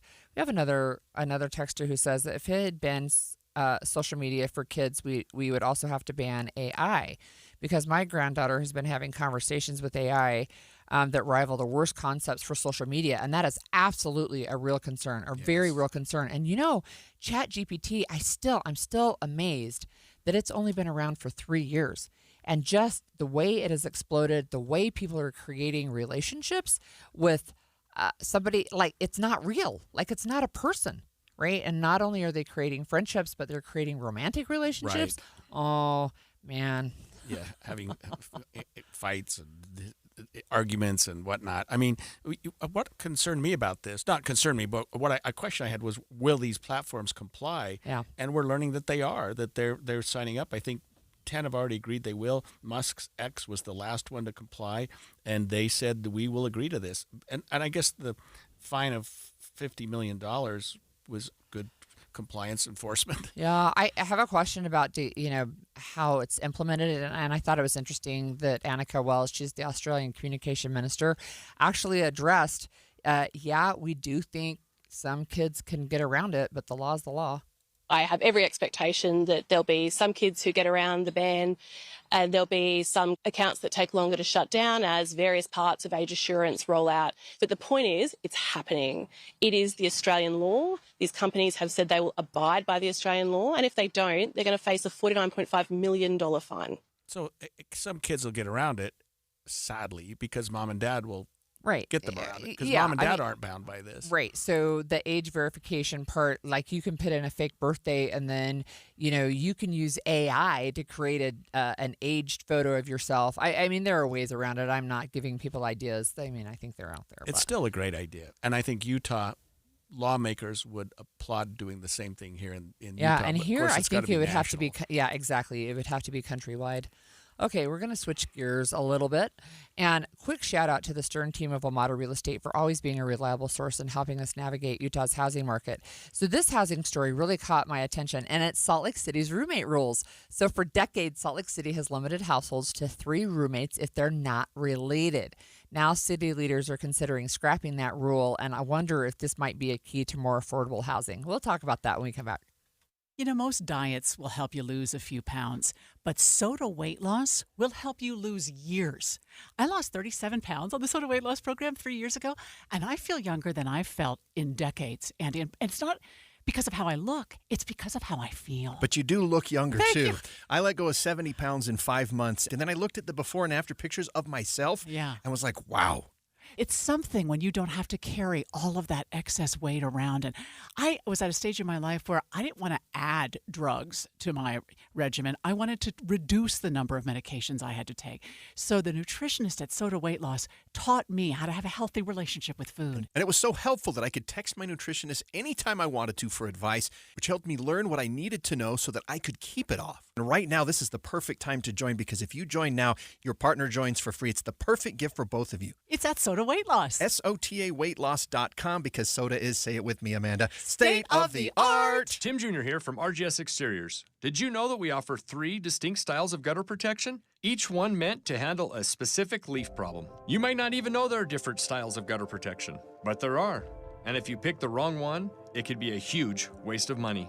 Now, the big gutter guard companies won't tell you this. They try to sell you a one-size-fits-all gutter guard. And it could be completely wrong for the amount and types of trees and leaves you have. Not RGS Exteriors. We understand which kind of leaf problem needs which kind of gutter guard. We'll do an in-depth evaluation to assess the types, locations, and numbers of trees in your yard. Based on that data, we match your home to the right gutter guard. So don't risk wasting money on the wrong gutter protection.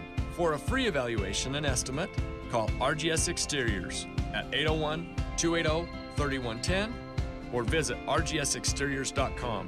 That's 801-280-3110 or rgsexteriors.com. Many people worry they're not making the right investment choices inside their 401ks.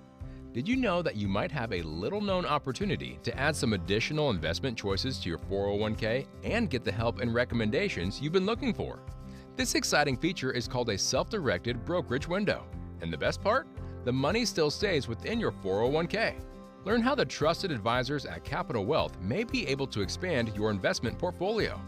To learn more, call or text the word VISIT to 801-877-9800 or go to CapitalWealth401k.com. Improving your 401k might mean the difference of retiring a few years earlier. Let's find out. Schedule your no-cost 15-minute consultation with the Capital Wealth team today. Call or text the word VISIT to 801-877-9800 or go to CapitalWealth401k.com. Advisory services offered through Capital Wealth Advisors, LLC, a state of Utah registered investment advisor. This holiday season, Capital One reminds you to give yourself the gift of 1.5% cash back with the Capital One Quicksilver Card. Can I earn 1.5% cash back on birds? Birds? What if you sent your true love 2 turtle doves plus a partridge in a pear tree? Sure, but why would anyone want that? The song was very convincing. Earn 1.5% cash back on all your holiday purchases with the Capital One Quicksilver Card. What's in your wallet? Terms apply. See CapitalOne.com for details. Progressive knows you've got enough to worry about in life. Hi, it's your life again. Feel like another year is just slipping away? Yeah, remember all those New Year's resolutions you made? You still haven't finished the first book. Just 19 more to go. I mean, if we're being honest, it wasn't a very realistic goal. Have you ever considered that you intentionally self-sabotage? So, what's that about? So let Progressive protect your home and auto, because you've got enough to worry about. Progressive Casualty Insurance Company affiliates and other insurers not available in all states. Come on, the meeting's already started.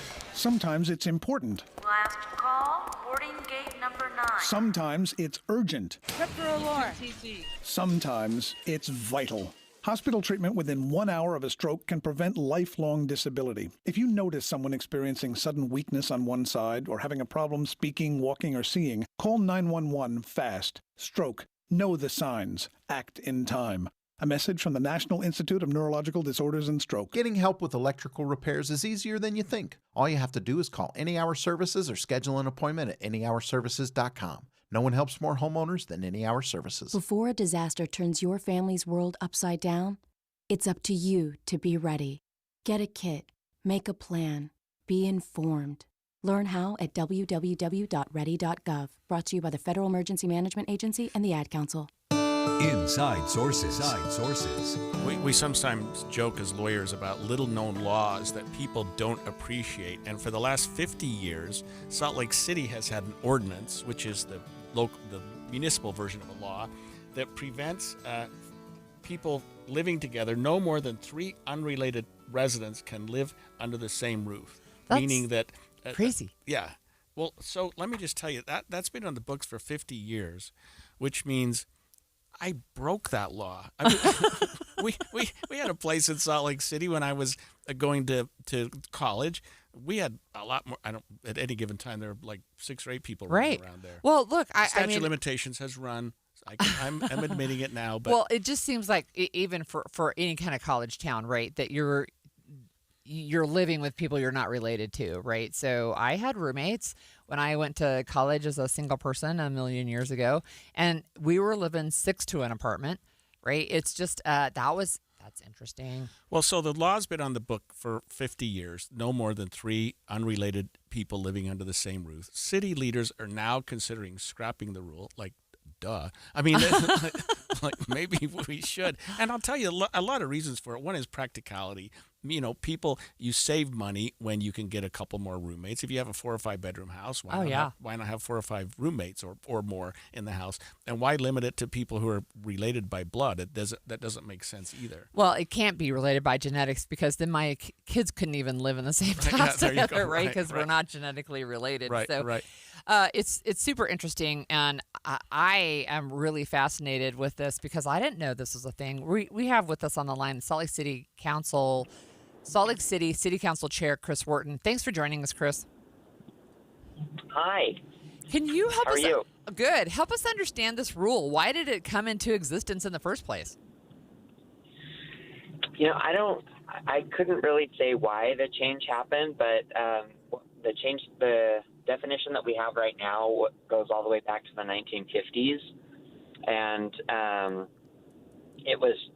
that's when the domestic bond or union requirement came into being. Before then, it was just any number of people that lived in the same household and like carried themselves as the same household. See, Holly, this rule's been in effect for 50 years. I was around. Chris wasn't when this went into effect, so he doesn't know why it's there. But what is the council intending to do? Is this something that you intend to take up? It is, yeah. We want to modernize the definition. We want to make it easier for us to be able to enforce a definition for there are some legitimate reasons why you would want to make sure that there aren't too many people inhabiting one space, because there could be safety issues or other concerns like that. So we want something that's enforceable, and we want something that is a little more relevant to today. Let me ask you about enforcement then. How do you enforce a rule like this? Well, we basically can't. That's the problem. You have to get to a place where the inspector would have reason to believe that there are people living together that aren't related by blood or marriage or adoption or whatever, and getting to that point without having the ability to demand that documentation, which they don't really have the ability to do right now as part of a code enforcement, is basically impossible. Yeah, it does seem like, Chris, that code enforcement officers have much better things to do. Landlords aren't going to police themselves in something like this because it's in their financial best interest. And even tenants who are looking to have more than 3 roommates who are unrelated to save money. So I can't imagine anybody's really enforcing this. Nonetheless, it's on the books, so you've got to do something as a council, right? Exactly. I mean, Chris is also law trained. He's a smart guy. So Chris, do you think that this could possibly impact housing affordability and even availability in Salt Lake City? I don't have that concern. That hasn't been raised as one of the concerns that we have. But I think updating it certainly can't hurt in that effort.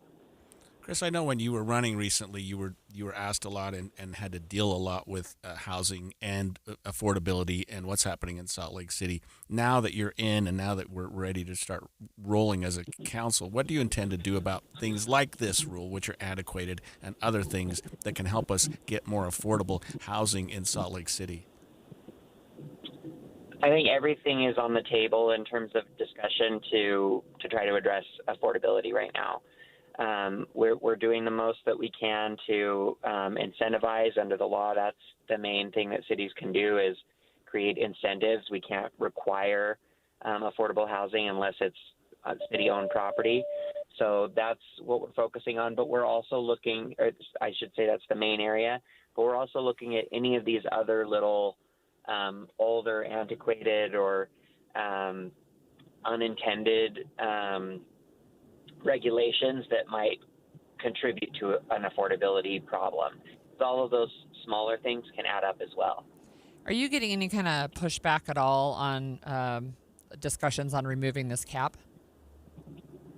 I have not heard anybody opposed to it. Everything that I've heard has been kind of surprised that this is something that hasn't been revisited since the 1950s, and most people don't even really know that it's a thing. I guess, Chris, at the end of the day, there still has to be regulations in place with respect to roommates, with respect to renters. I mean, you can't say it's a free-for-all and you can have, say, 30 people in a 2-bedroom house. I mean, right. So there are laws and rules that have to be in place. And so what is the council's role, do you think, in that? Is this something that's done on local level instead of state level, like a city by city? Yeah, I think that is the best place. I think local government is in the best position to be able to, I mean, we're the ones that enforce those issues and have to deal with the public safety components that are tied to those. So I think it makes the most sense for cities to deal with this. But yeah, there can be those legitimate concerns. We don't want people living in unsafe or like inhumane conditions. And so, but if it's safe and it's, sanitary and it's humane, then I don't think that we have much concern about whether or not, people are completely married or whether, they're raising kids that maybe aren't their biological kids. Maybe you have, but there are a lot of different ways to define family, and that's not really our role, is to police that. Our role is to make sure people are safe. So is there any kind of cap that is being considered if they're not family, right? If they're roommates, are you thinking based on house size or bedrooms or bathrooms, or is it is there any consideration there at all? So right now we're looking at 2 definitions. One would raise the limit to any 5 unrelated people. But that also is a little bit problematic because it what does related and unrelated mean, and how do you prove one or the other. And then we're looking at another one that would just remove the limit entirely and focus only on the enforcement issues. So that would be something like what you're saying, where we look at number of people per bedroom or per bathroom, et cetera. So there's kind of two ways to do it. We're looking at both, and we're looking at ordinances from cities like Boise, Denver, Phoenix, like other cities around, to see how they have done it. Thank you so much for joining us today. That was Salt Lake City Council Chair Chris Wharton. And, we have to give a special thanks to the Stern team of Amada Real Estate for always being a reliable source and helping us navigate Utah's housing market. And you can learn your home's true value in 30 seconds by visiting sternteam.com to find out more. When we come back, we're going to continue this conversation with the city planner. So stay tuned. 10:30 at KSL News Radio. I'm Amanda Dixon. Our top story this hour, a wrong-way driver was taken into police custody after someone reported the driver and his truck in Clearfield. Police say he was driving south in the northbound lanes on State Street yesterday, clipping a few cars along the way, but no one was injured. The suspect was taken to the hospital after police got him to stop. Officers say he was having some kind of medical episode. Our top national story this hour, more parents are speaking up about an online terror network called 764, which targets teenagers. The FBI says its goal is to cause chaos through, among other methods, sextortion. The group's anonymous members find vulnerable teens online and elicit private information and sexual images from them. They then use that material to coerce victims into harming themselves or others while streaming live on social media. ABC's Nicole D'Antonio says the FBI has received over 2,000 reports of abuse related to these types of groups in the first 9 months of this year alone, doubling last year's numbers. Grand County Search and Rescue saved a man in Arches National Park this past weekend who was stuck in quicksand. The incident commander says the hiker was experienced and did everything right, but still got stuck in the knee-deep sand. Crews were able to flush him out after a few hours, and he was treated with hot packs before leaving. Quicksand is not unheard of in this area. A 78-year-old woman was stuck for 14 hours back in 2014. Your money at this moment, the Dow is up 195. Now that's 0.4%. We're at 47,757. Coming up, another extra warm day. KSL weather is next. KSL News Time, 10:31. Mornings are for recharging. And they're for starting your day right. We volunteer to join you in the car. Get news and weather at 102.7 FM during the most important part of your day. Andy and Amanda, each morning between 5 and 9 on KSL News Radio. You probably know if you need new windows. You hear the wind whistling. There's condensation between the panes. Maybe your heating bill's too high, but you don't want to pull the trigger because it costs a lot of money. I understand. And they understand at Advanced Window Products. After all, they've been creating custom state-of-the-art windows right here in Salt Lake for 39 years. They know what's up. That's why they offer 60-month 0% financing or buy now, pay later. You get the windows this winter for 30 to 40% less because you're buying straight from the factory. They'll build, they'll install your windows, and you don't have to pay for a year or more. At Advanced, they're committed to making your new windows affordable. And if you call now, they'll knock another $2,500 off your quote. State-of-the-art, energy-saving windows built here for Utah's changing climate. And right now, $2,500 off. Call for a quote, 801-850-9100. That's 801-850-9100, or go to advancedwindows.com. Hey, Ryan Reynolds here for Mint Mobile. One of the perks about having 4 kids that you know about is actually getting a direct line to the big man up north. Mm-hmm. And this year, he wants you to know the best gift that you can give someone is the gift of Mint Mobile's unlimited wireless for $15 a month. Now, you don't even need to wrap it. Visit mintmobile.com/radio. Upfront payment of $45 for 3-month plan equivalent to $15 per month required. New customer offer for first 3 months only. Speed slow after 35 gigabytes if network's busy. Taxes and fees extra. See mintmobile.com. Febreze. It's a classic odor tale. You fried fish for dinner, cleaned up, but the smell is still in the house. And the neighbors are coming over for game night. They're on their way. And then you spray Febreze Air Mist. Febreze Air starts working instantly to fight even your toughest odors, so you go from fish to fresh like that. Now, all you have to worry about is Pam cheating at charades. Breathe happy, Febreze, la la la la la. Utah is one of the best places to live, work, and raise a family. But for many Utahns, the dream of owning a home is slipping away. Home prices have risen faster than incomes, and families are spending nearly 2/3 of what they earn just to keep a roof overhead. From young graduates to grandparents, everyone is feeling the squeeze. Utah needs more homes, the right kinds of homes, so families can stay close and our communities can thrive.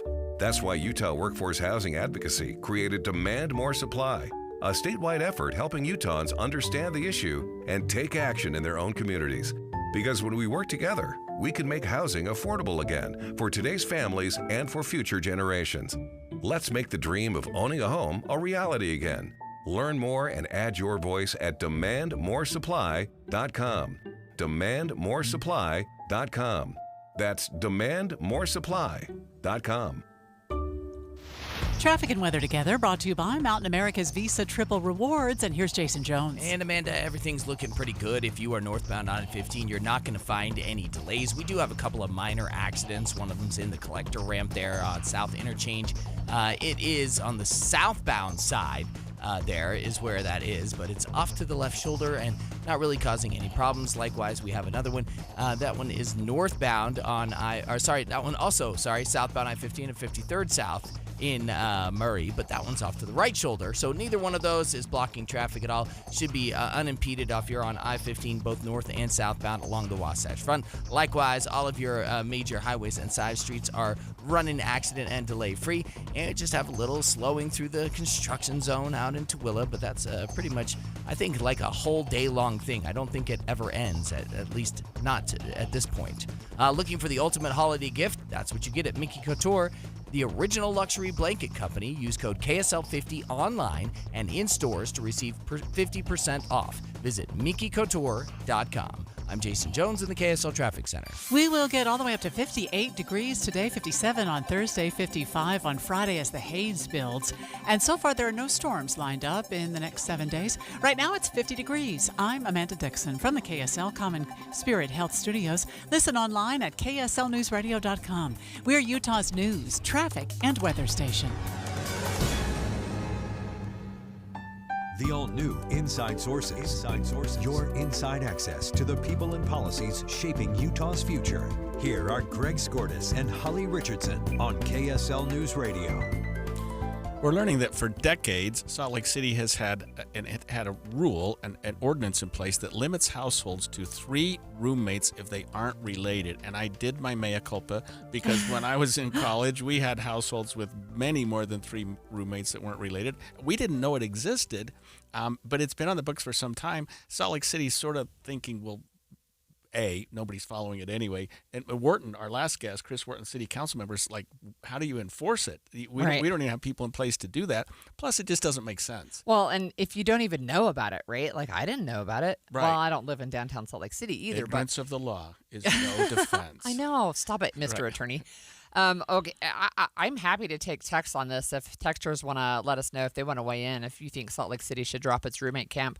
We do have the Salt Lake City Planning Division Director, Nick Norris, on the line with us. Thanks for joining us today, Nick. Of course, happy to be here. Hey, I have one texter already who has said their concern is parking. Is that an issue that the city council is taking into consideration at all?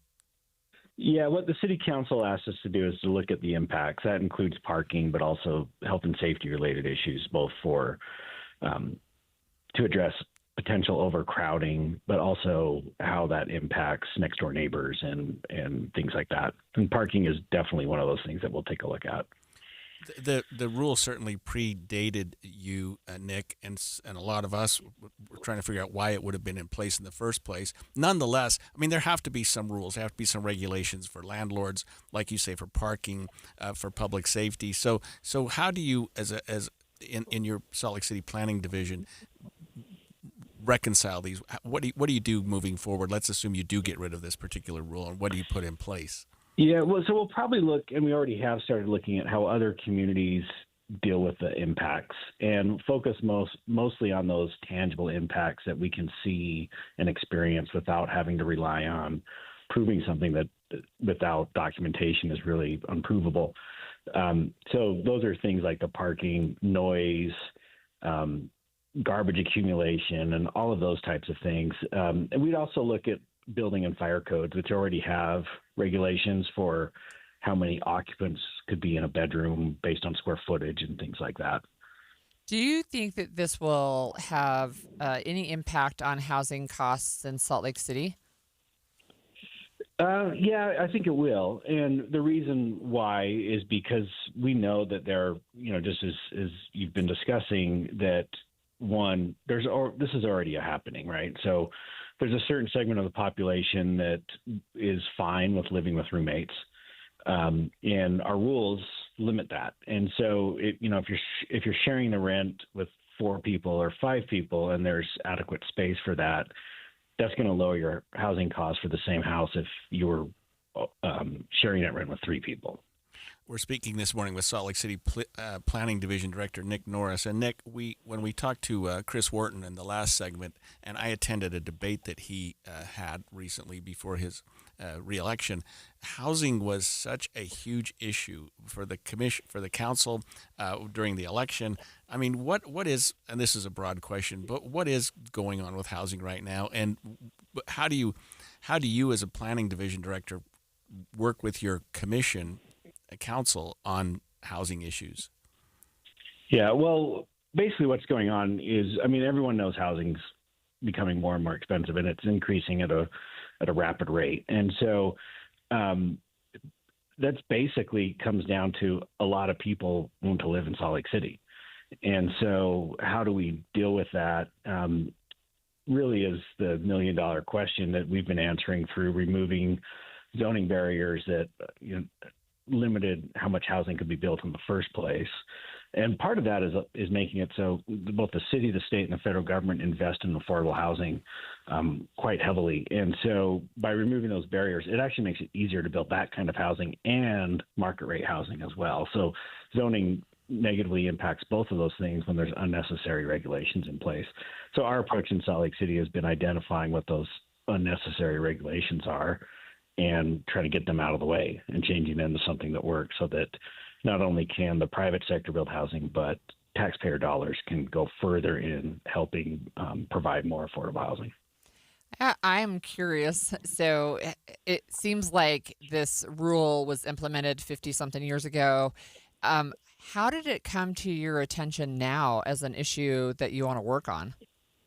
Well, we've noticed it for quite some time. It's mostly driven by the team in the city that does our zoning enforcement, our civil enforcement division.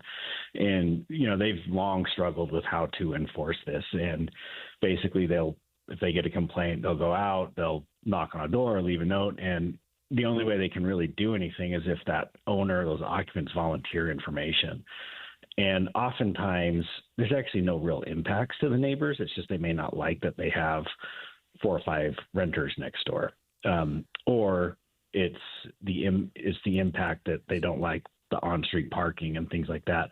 And those are all things that we can address easier than telling 2 people they can no longer live in the dwelling that they're in.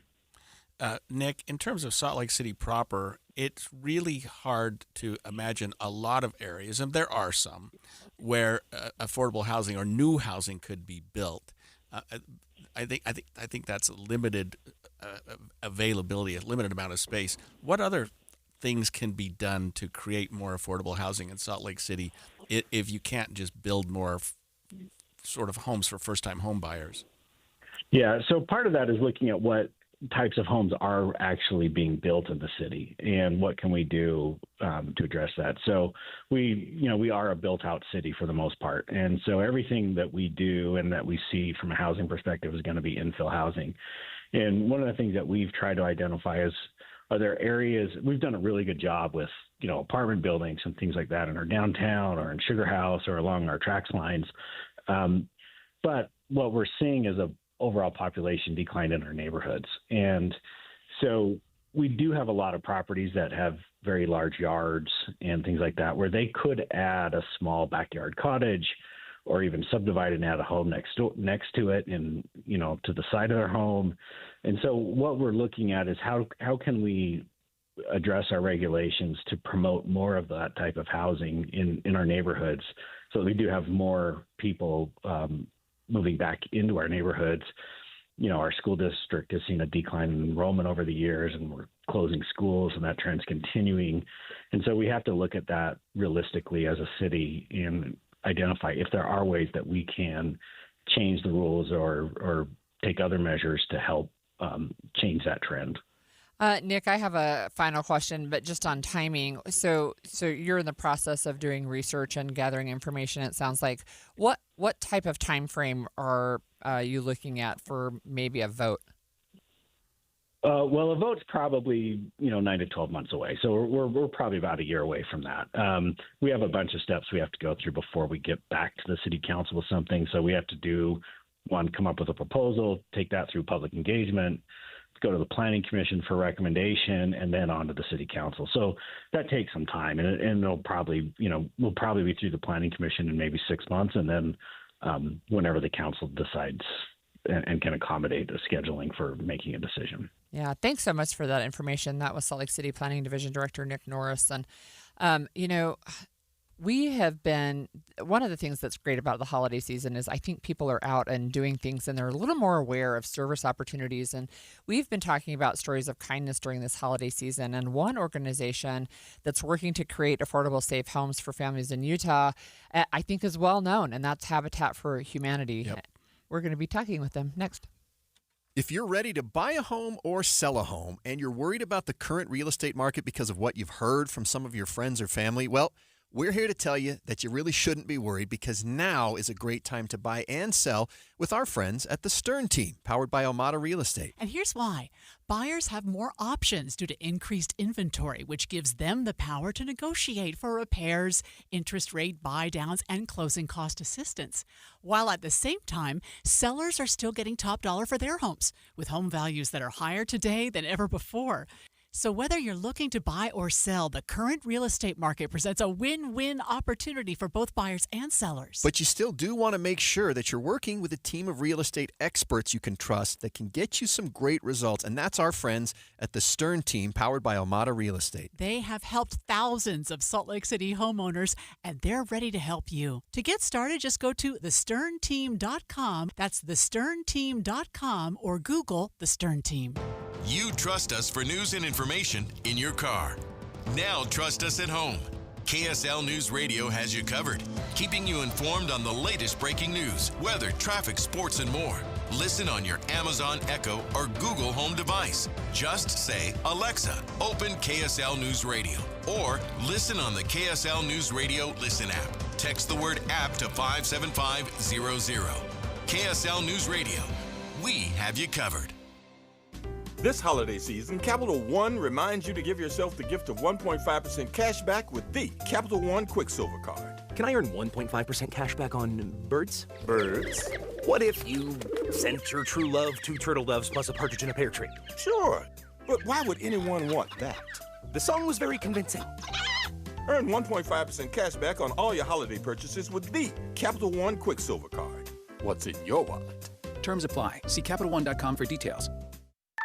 Honey, look. 4 calling birds. Do they have cell phones? Well, yeah. They're called calling birds because they have 4 lines of Cricket 5G. How do they pay? Oh, easy. Each line is only $25 a month.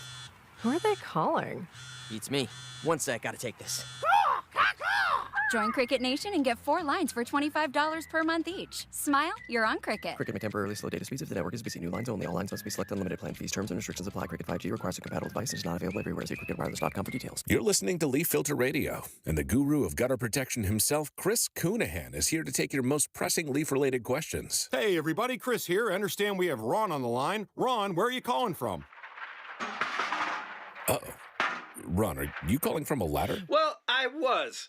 I wanted to ask Chris what I need to do to get my gutters ready to have Leaf Filter installed. Oh, Ron, you don't have to do anything. A Leaf Filter Trusted Pro will come out and clean out your gutters, realign and seal your gutters, and install Leaf Filter, America's #1 gutter protection system. So I didn't need to get on this ladder? Ron, Leaf Filter Trusted Pros are in your neighborhood and ready to help. Just visit leaffilter.com/radio to schedule your free gutter inspection and get up to 30% off. Thank goodness. What was that site? To get this special radio offer, go to leaffilter.com/radio for your free gutter inspection today and get up to 30% off. That's leaffilter.com/radio for up to 30% off. leaffilter.com/radio. See representative for warranty details. Winters along the Wasatch Front get cold. But imagine if your furnace isn't working. It may be hard to imagine, but the reality is there are families that could go this winter without heat. Join KSL News Radio and Gillette Heating and Cooling and give the gift of heat to deserving families with a Carrier furnace. If you know a family in need, please nominate them today at kslnewsradio.com. They could get a new energy-efficient furnace to provide warmth and comfort for many winters to come. Your house is your home, and with Gillette Heating and Cooling, we can make it a place where love isn't the only thing that warms your heart. Make your nomination today at kslnewsradio.com and give the gift of heat with Gillette Heating and Cooling at GilletteHVAC.com, a Carrier factory authorized dealer. Turn to the experts. Make your nomination at kslnewsradio.com. From a recovery program to a place to lay your head at night, with breakfast, lunch, and dinner served every day. Please help the rescue mission of Salt Lake. Visit rescuesaltlake.org. You know, winter's here. It's really cold at night, and many kids in Utah don't have the warm coats and sturdy shoes they need to get through these cold months. KSL's Quarters for Christmas has been helping local kids for years, turning your donations into warm coats and shoes for kids right here in our community. Every dollar you give goes directly toward providing coats and shoes for the kids who need them most, and it's really easy to make a difference. Just go online to kslquarters.com, donate what you can, and know that you're helping keep a child warm this winter. Join us in spreading a little comfort and a lot of kindness with KSL's Quarters for Christmas. If you're struggling with your mortgage, there's a free government program that offers expert one-on-one advice about your mortgage options. Call 1-888-995-HOPE or visit makinghomeaffordable.gov. Brought to you by the U.S. Treasury, HUD, and the Ad Council. The new Inside Sources.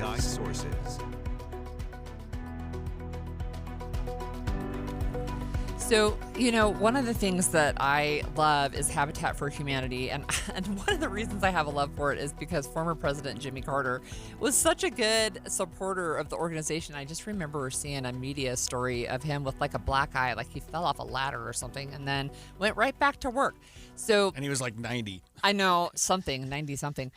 We have in studio with us today the CEO of Habitat for Humanity in the greater Salt Lake area, Corinne Crow. Thanks for joining us, Corinne. I'm so happy to be here. Thank you for having me. I wonder if you can just start right off by talking about housing. And I learned from you before we started this segment that you do more than just build new houses. That's right. We have 6 primary programs that we do. We build our houses, and that's the big, juicy, sexy part that everybody knows about. But then we also do critical home repairs, where homes that have fallen into blight, we go in and we will do those repairs to keep them safe for families to continue to live in them. We also have a Restore, which is our home improvement thrift store. And then we're also taking a team to Kenya in March, if anybody is interested out there, to build homes in Kenya as well. That's our sister affiliate that we've been supporting over the years. That's so amazing. We do. We have a number of programs. And you've been with us for a little while this morning, and we're able to hear our last 2 guests. We had Chris Wharton from Salt Lake City Council, and we had the Salt Lake City Planning, talking about Salt Lake City. Yes. And what's available there. What can Habitat for Humanity do in terms of a city that's already pretty much booked up? Right. We do work in partnership with Salt Lake City quite a bit. And one of the areas that we are working in partnership is we do critical home repairs in the city of Salt Lake. And so what that does is, as we are building more affordable homes for new home owners and all the apartment complexes that are going up, we can't forget about our existing housing stock. It's so important that we go in and ensure that that remains livable and safe, and so families can continue to stay, to age in place if they are there. We do accessibility, we do roof repairs, we replace furnaces, electrical, plumbing, weatherization, but all of that keeps those homes safe and affordable for families to stay in. So my, of course, immediate question is, how does a family get on your list? They can reach out through our website, habitatsaltlake.org, or they can go ahead and they can just call our office and we can connect them. It's 801-263-0136, and they can reach out to our team. And just to follow up to that, what kind of waiting list is there? So if somebody's like, oh my gosh, I would love to have my roof repaired, how long might they have to wait? Well, we're prioritizing the critical home repairs for urgency for safety right now, furnaces, roofs, things like that. They are being prioritized. However, there is a wait list. We have close to 50 people on the wait list that are waiting to get in there so that we can do some additional critical home repairs on their homes. So when you talk about critical home repairs, you mentioned roofs, furnace, that type of thing. So you're helping people who are currently in or own or renting a home so that they can have their homes more safe? If they own their home, okay, we will go in and we will do those critical home repairs for them. We offer up to a $20,000 grant up front, and we have private donors and government funding to do the repairs. But we do a full 160-point assessment. We look at roofs. We look at anything that would affect their safety and their quality of life in their homes. So often you're living in a home and you walk past that same broken something and you just, I'll get to it later. We take a look at that, and what we want to do is go in once and do one really strong repair and do it comprehensively so that they now have a safe home to stay in. What kind of things can people in the community do to assist in this kind of effort? Right now, as always, it's funding. We do use licensed contractors to come in and do this work. So this isn't a volunteer space for this particular critical home repair program. But we do need volunteers to help on our job site. We're building out in Tooele City right now. We have 4 homes we just broke ground on. And we will be building in Magna coming soon. So we need volunteers there. We need individuals to come to our restore, help us sort, and then also volunteers on our governing committees. If you don't want to go out on site and swing a hammer, come on in and we'll put you to work fundraising for us or helping us plan events or filing if they so desire. And Corinne, what can you tell our listeners about how to, let's say that they want to help donate money. How do they do that to Habitat for Humanity? The easiest and best way is to go to our website. That is the easiest and best way. And so it's habitatsaltlake.org. Go online and you can donate to a particular program or just donate to operating funds so that we can make sure that what we do can continue and serve our community. Do individual donations make up a big part of your budget? Oh, a huge part of our budget. We're so grateful so you need for them. Absolutely. Individual donations, that is, quite frankly, the way of the future. It's really where we're leaning heavy into our community to volunteer and to donate. Without individuals that choose to give, we wouldn't still be in existence. There wouldn't be any way. Can you talk to us about the new homes, right? I guess that's what we think about. And if people, so 2-part question, I guess. If people want to get involved in volunteering to build those, how do they do that? But second of all, if a family, how do they get on the list somehow of saying, yes, you can be a recipient of one of these homes? So the best way is to go online. Again, that is where you can sign up to volunteer. That is where you will find out when we open up our applications to start receiving applications. For example, right now we have 8 families that are currently going through our program. It is a comprehensive program where they receive financial education, as well as they do 225 hours of sweat equity where they help to build their home and their neighbors' homes. In addition, they also get a 30-year mortgage, so they don't receive a home. They've really worked and they pay for that home, but they pay principal only. It's a 0% interest mortgage that they receive. And that's how we're able to maintain that affordability. Wow. Tell us about your project right now out in Tooele. What's going on out there? In Tooele, we have 4 homes that we are building. They are 3-bedroom, 2-bath homes.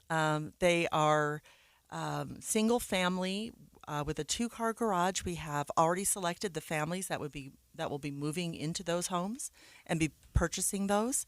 That is a project that is just breaking ground now. We hope to have those completed by mid-year.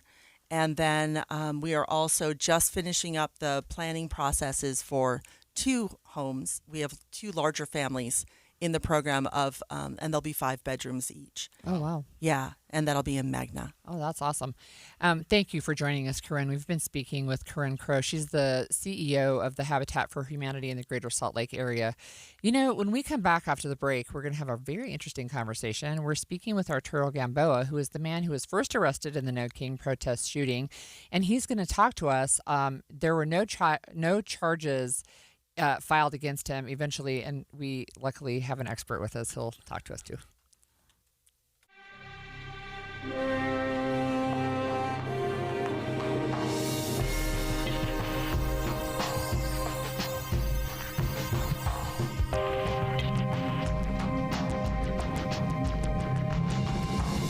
KSL FM Midvale. KSL Salt Lake City. From the KSL Common Spirit Health Studios, this is KSL News Radio. Utah's news, traffic, and weather station. 11 o'clock at KSL News Radio. I'm Claire Scott. KSL's top story this hour. The Salt Lake County Council has voted to increase property taxes after listening to concerned residents for more than 3 hours. The average homeowner is expected to pay around $65 a year with the 14% tax increase.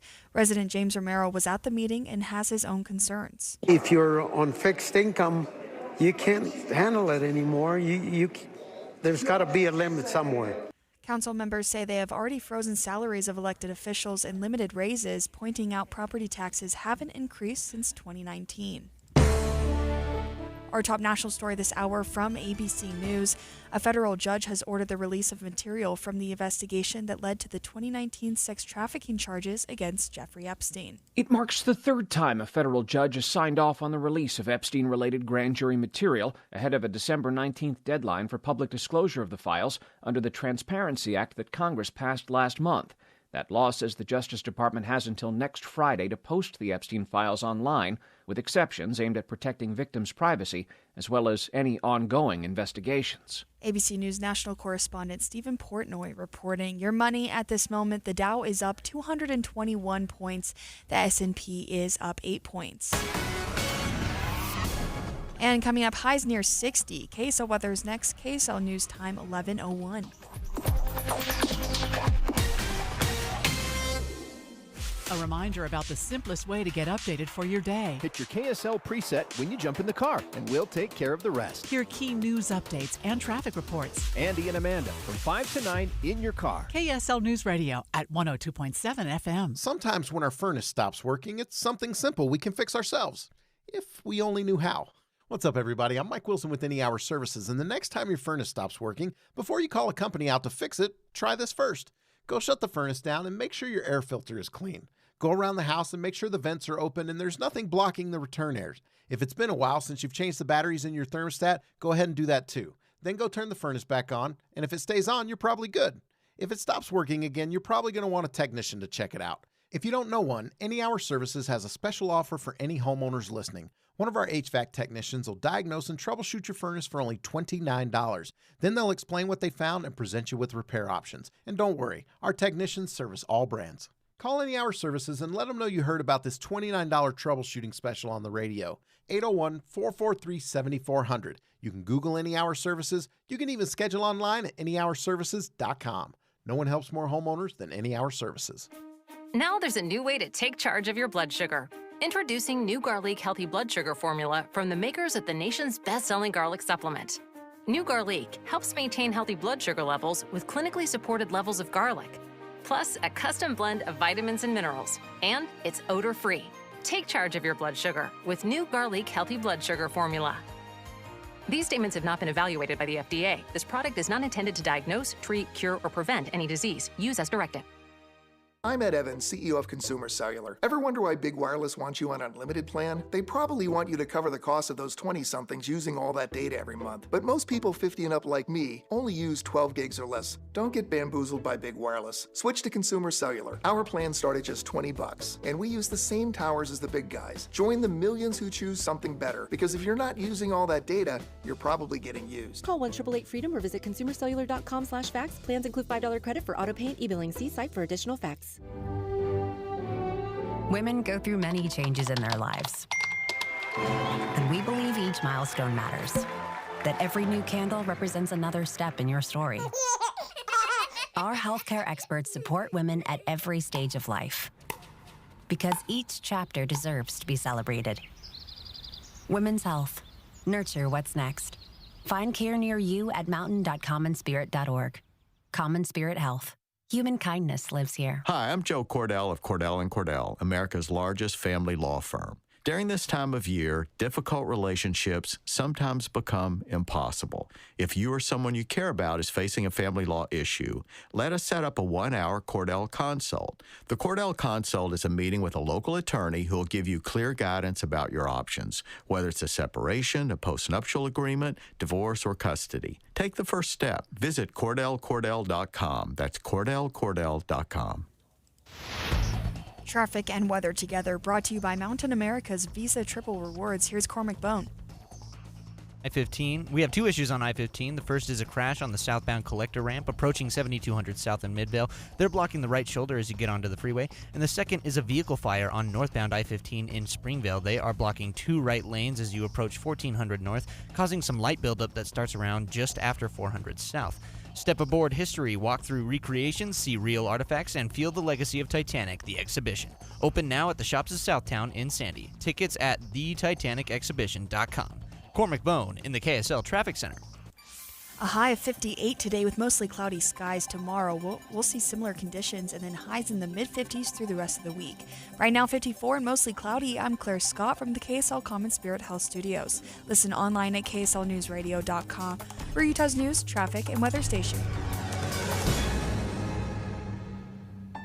The all-new Inside Sources. Your inside access to the people and policies shaping Utah's future. Here are Greg Skordas and Holly Richardson on KSL News Radio.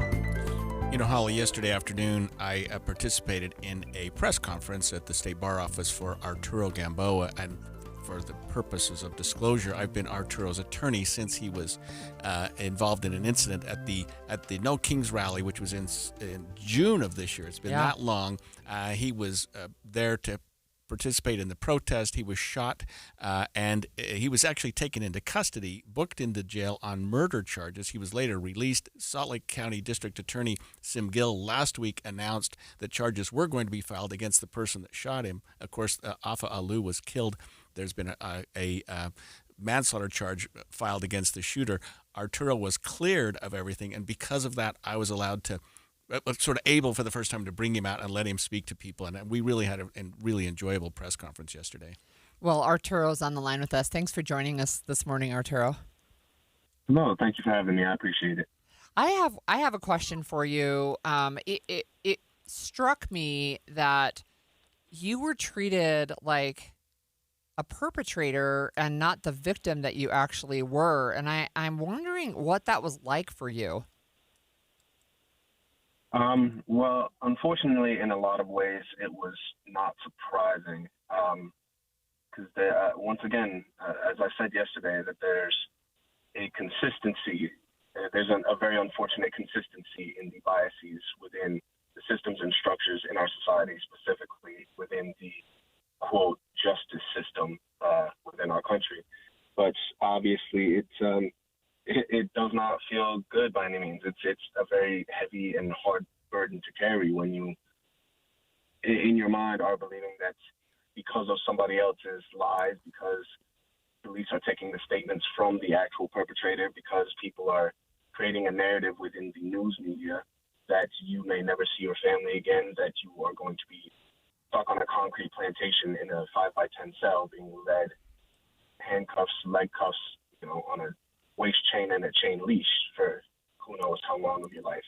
And very clearly, once again, it it just doesn't need to be said further that there's a very clear bias within this regard, and that even to this day, the person who chose to shoot into a crowd of people because of his own manufactured fears and worries is still not in custody himself. He's been able to,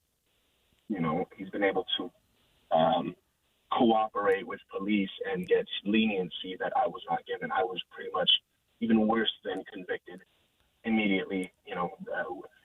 I had no innocence until proven guilty. I was taken immediately into maximum security. Yeah, into jail. And Arturo, after you were released from jail, you weren't really released. I mean, you still had it, partly because of me telling you you couldn't really speak out, but you were restricted on where you could live. You were restricted on where you could go. You had to surrender your passport. I mean, even though you were out of jail, you were still under some restrictions with respect to your freedom to move about, your freedom to own or possess firearms.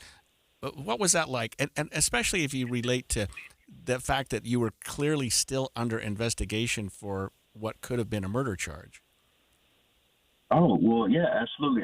It's quite literally, it's paralyzing. I mean, to have every sense of normalcy, of potential normalcy within your life stripped away from you, to have everything in your life uprooted, to have your name and face posted on an international level, the fact that, there will never be a normal for me again, but even in that moment, the paralyzing fear of not knowing what was going to happen exactly, if it was the continued idea of I'm going to be placed with the blame for somebody else's poor decision making, for an organization's horrific decision making, for other people's poor planning, for other people's poor, going against hardline policies within their own organization, that somebody just decided to sidestep, and having that result in such a horrific incident. I mean, the entirety of it was paralyzing, to say the least, because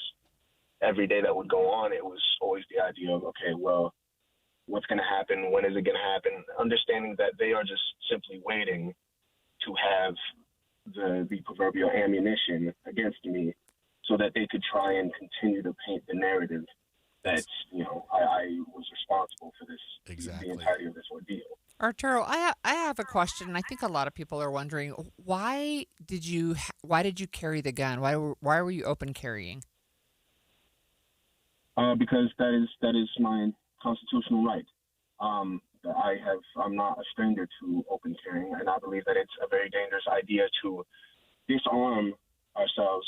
I believe that it's a very dangerous idea for working class people to disarm themselves consciously and subconsciously, to believe that it is only a right that is restricted to a certain political ideology, to a certain side, if you will, to any particular thing. I believe that it is very convenient for the proverbial puppet masters, for people in control, for people who are in power of these oppressive systems and exploitative systems within our society, to say that we are not allowed to utilize the very rights that we hold near and dear.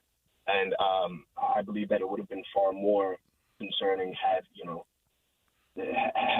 I not taken a certain mindfulness in trying to minimize alarm and paranoia in that moment. I think anybody seeing somebody pull out a gun directly in the middle of a crowd would have been far more shocked and scared.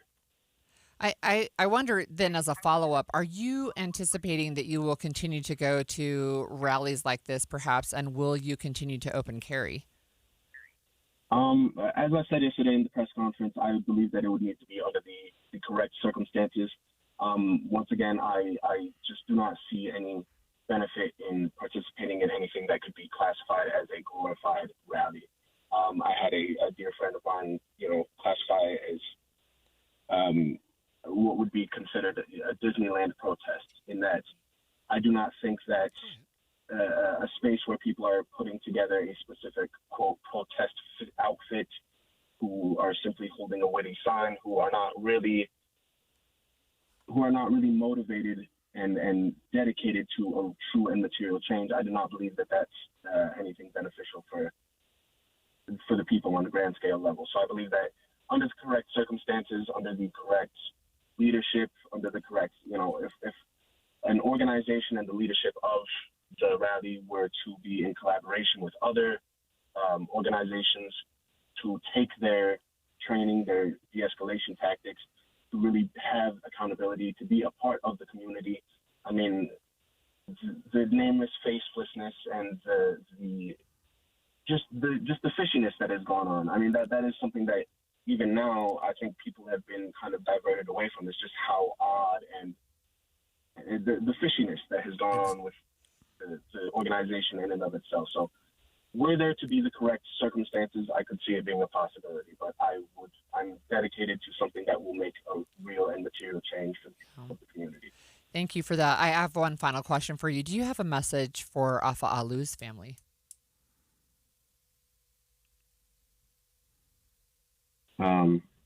That's a tough one. My deepest condolences. I pray that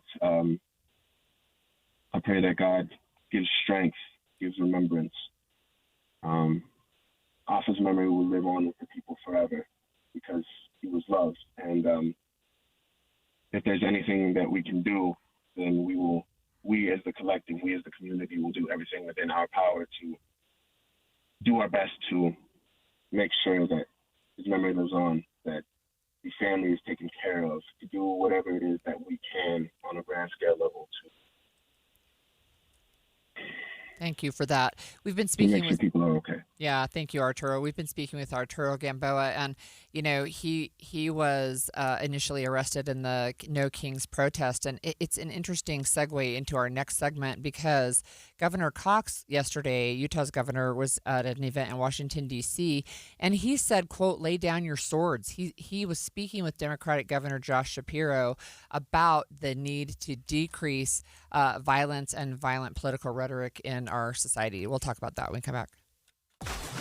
Be advised, this is your opportunity to save up to 40 to 80% on a hot tub or swim spa this weekend only, Friday through Sunday, Mountain America Expo Center.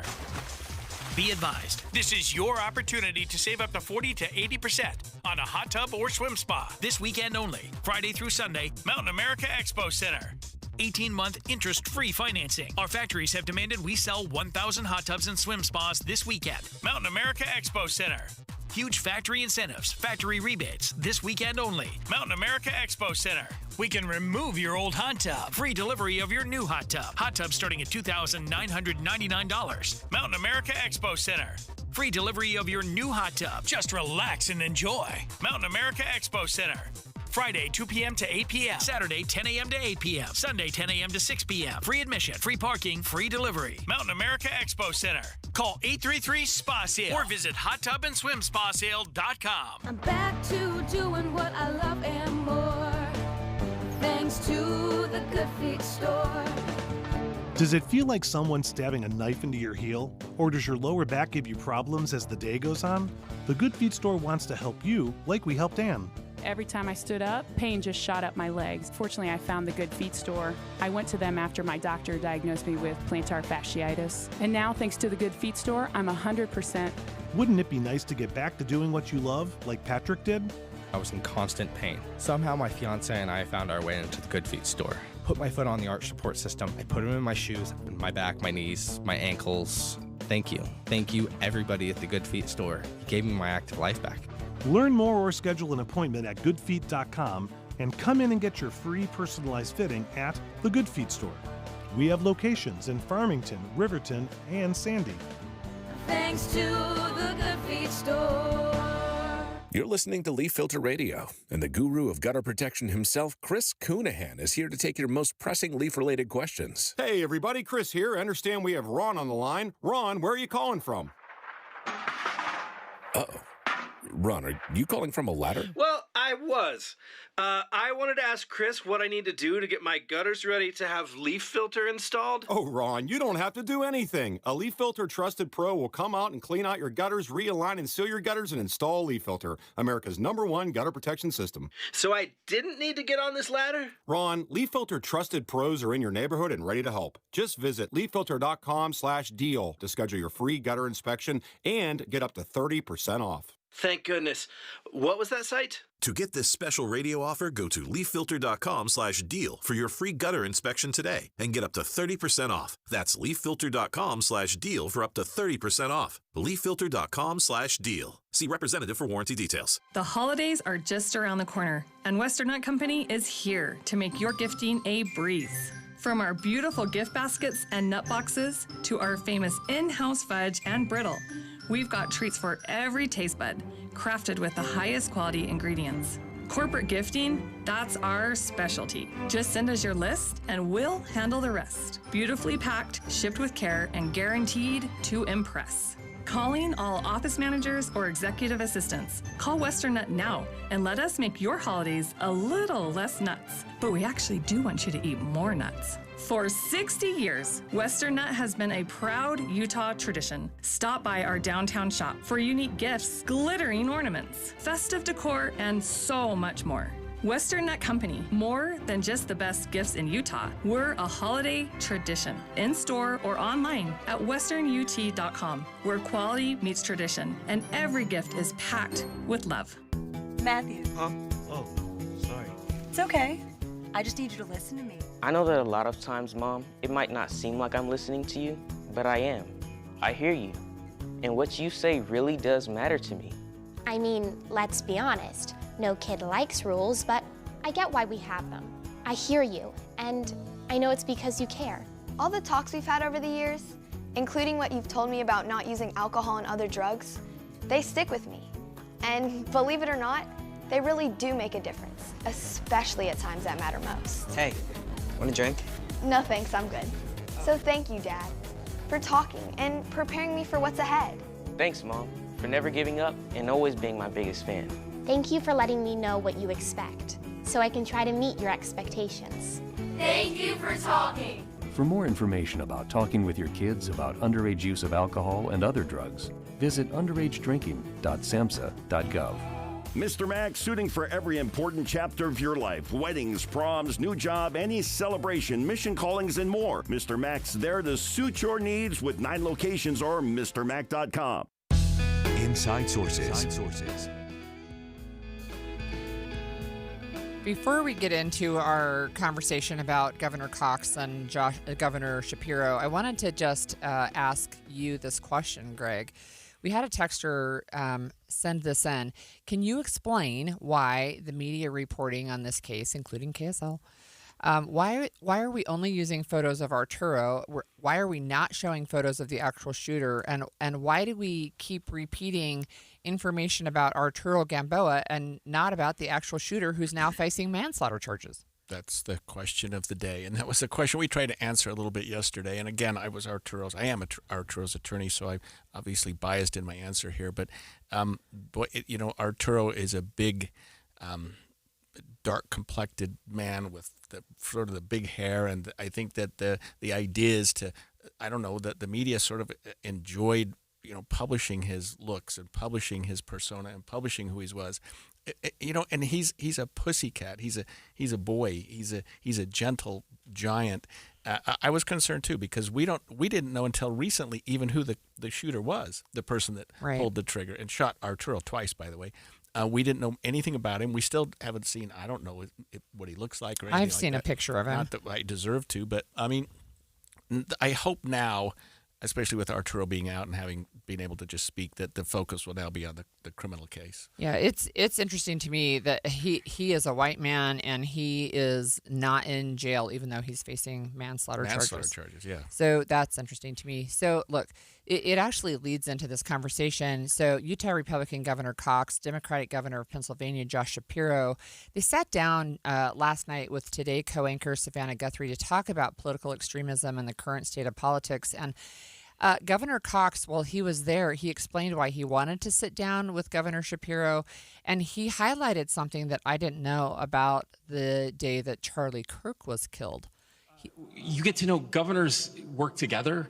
This grand experiment that we embarked on, part of it was that the states would be laboratories of democracy, and we do have to get stuff done, and don't care who gets the credit. If there's a idea in a blue state, I'm going to steal it. If there's a good idea in a red state, I know Josh will use that as well. But we've had these conversations, and so I could sit up here with almost any governor in this country and have this conversation. But I just need to tell you, when that very dark day happened in my state, the first call I got was from this guy. It's from Governor Shapiro. And he gave me some advice that changed what I was going to say when I stepped in front of that camera for the first time. And so that's why I don't care what color his politics are.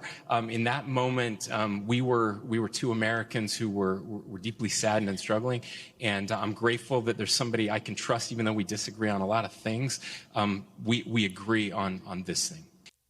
I think one of the things that's interesting too is Governor Shapiro, if you remember, so not only is he a Democrat, but he's also Jewish, and he was in his governor's mansion in the middle of the night when it was firebombed, right? And he had to escape with his family, and those types of things I think really hit home. And these two governors sat down in the Washington Cathedral, National Cathedral in Washington, D.C. to talk about needing to, quote unquote, literally lay down our swords, right? And that was one of the issues. It's something that Governor Cox has been speaking about a lot. And you know what is so, I guess, sad to me is that people don't like that message. And even though there's lots of media coverage today about this conversation from the Washington Post and The Hill and our own local media sources, there were protesters there yesterday trying to shout down these two governors who were talking about how we need to, move past these types of divisions. Yeah, you wonder what there would even be to protest about that. I mean, what would cause them concern? I mean, you've got a governor from a Republican state and a Democratic state getting together, talking about things, trying to work forward. I don't even appreciate what the protest could or would have been. Well, I can tell you what I've seen online when Governor Cox talks about disagree better, or people say that that's a way to stifle speech, right? We should be able to be just as offensive as we want. And seriously, it makes me want to roll my eyes. Yeah. It is the opposite, right? And people are just like, look, you can't continue to call for political violence and say, well, it's just words. Well, look, words have meaning and they hurt, and they can lead to action as well. And, again, when you have a governor, one governor calls the other governor. So Governor Shapiro, one of the things that Spencer Cox said he was told is that you need to speak and act with moral clarity. And then, of course, Governor Cox is like, we need to lay down our swords. And it's both metaphorical and I think literal in some cases. And it's interesting phenomena that I've noticed in our country right now, that on a federal level, the two houses of Congress don't get along, and there's such divisiveness, and there's such I don't know, pettiness that the whole government shutdown was something that was just based on both sides saying, I'm going to take my marbles and go home. But when we've talked to Derek Brown, who is our current Attorney General, we've talked to Spencer Cox, governors and attorneys general throughout the country, even though they're from red and blue states, are actually getting together. They're doing things bipartisan. They're doing things on a national level that show some desire to work together, and I'm really happy about that, because maybe that's the model that our congressional leaders can look at, and our other leaders in this country, when we talk about getting together and trying to bridge some gaps and trying to get things where we're agreeing better or disagreeing better. Right. And we got to do both better. But, it's interesting. I'm looking at the Washington Post article that covered this, and Governor Cox pointed to polling that says 70% of Americans hate what's happening in politics right now. They desperately want something different. And I think when you get down to the individual level, right, I think a lot of people are like, yeah, as long as I can talk with you, you're a registered Democrat, I'm a registered Republican, we can have conversations, because, Abby Cox likes to say it's hard to hate people up close. And yet Congress used to be able to have these disagreements and then still go out to dinner that night with each other right across the aisle. And now it feels like the divide on, at least on a federal level, but I'm seeing it more and more trickle down into the state level, is I won't even talk to you because you're less than human. You're the devil. You're a Satan worshiper. I mean, the name calling is used as an excuse, I think, to say, well, I don't have to work with those people because they're evil, and that's the end of the story. Governor Cox has developed for himself a little bit of a platform here, and it came after, of course, I mean, he's the governor, and he's been our governor he's into his second term right now. But after the Charlie Kirk shooting, he spoke in a way that I think reached a lot of people. Yeah. He talked about the divisiveness and we need to end this. And he became a bit of a national figure for that, and he's been doing some of this national stuff, and it's encouraging that he's got this relationship with the Democratic governor of Pennsylvania, Josh Shapiro. I'm sure he does with a lot of people because he's talked about other governors from other states who are Democrats, and I hope he rolls with this for a while because he's doing a good job, and I'm sure he's facing some backlash, like you said, with protesters who think we need to keep the fight up when we need to, but we don't. Well, one of the protesters I'm seeing in the Washington Post, or one group of protesters, was about Israel's support of the U.S. support of Israel's war in Gaza, which is not related to what they were talking about. But I understand, right? I mean, that can be a divisive topic as well. And, look, I agree with you. I think Governor Cox has really done a good job of creating space for these conversations. He did it when he was the chair of the National Governors Association. He's continuing this movement, and now he's chair of the Western Governors Association.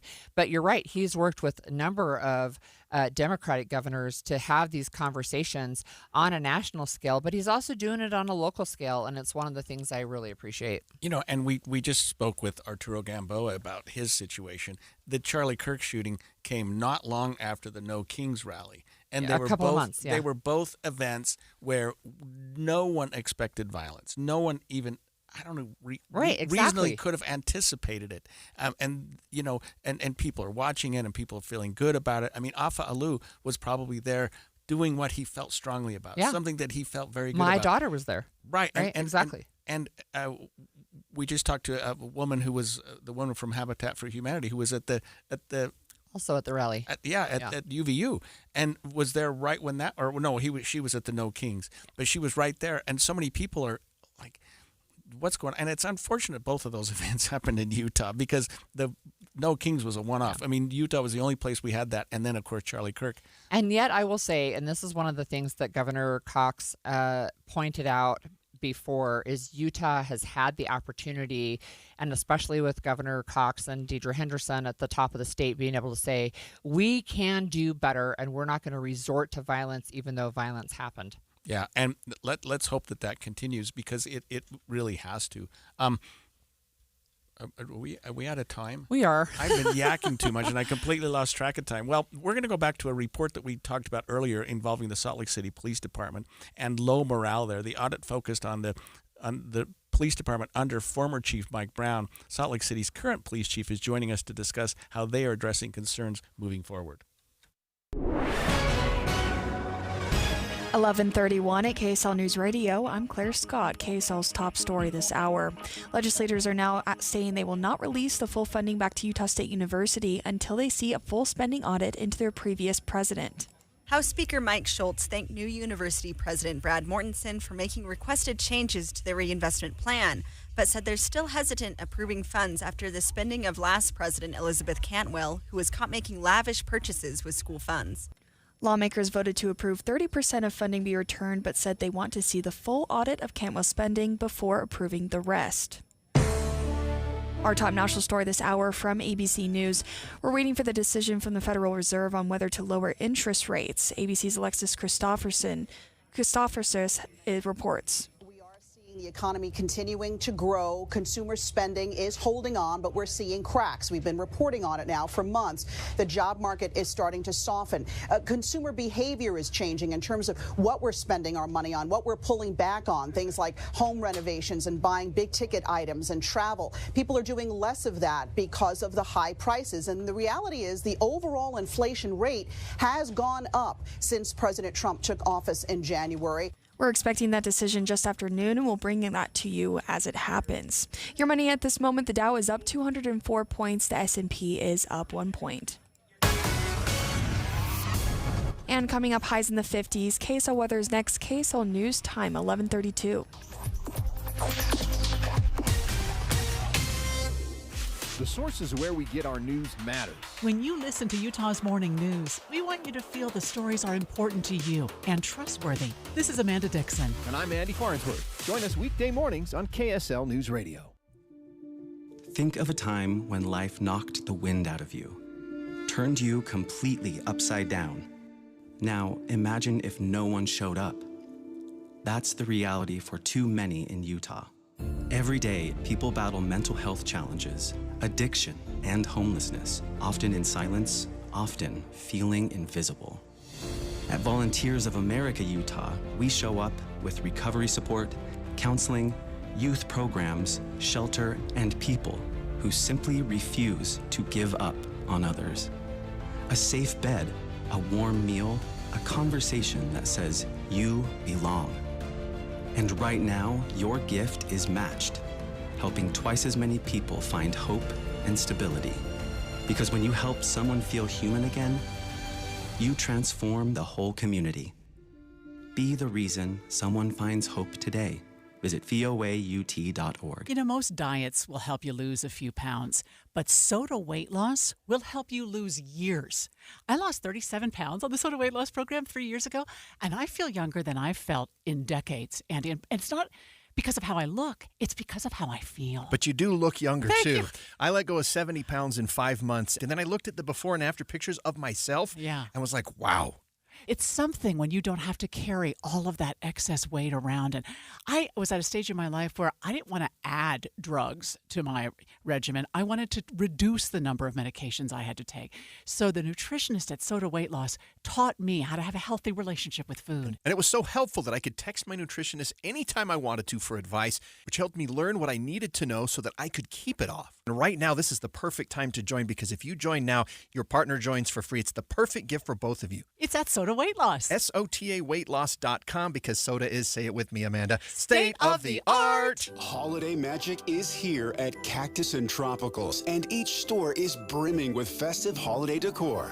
Meander through the aisles of lush plants amidst twinkling lights, gorgeous containers, unique ornaments, fresh arrangements, and beautiful foliage. You'll find the perfect accent from vibrant poinsettias, amaryllis, Christmas cactus, and other holiday plantings, statement pieces for your home, and expert advice. You'll make your list and check it off twice. Cactus and Tropicals will help you find something incredible, including gifts for everyone on your list. Fresh, live Christmas trees have arrived with wreaths and garlands for immediate purchase or custom orders, not to mention expert design services too. Plant classes make perfect gifts, or simply enjoy carefully curated gift bundles. Lastly, Santa will be on site for photos and festive fun. Cactus and Tropicals, making your home merry and bright.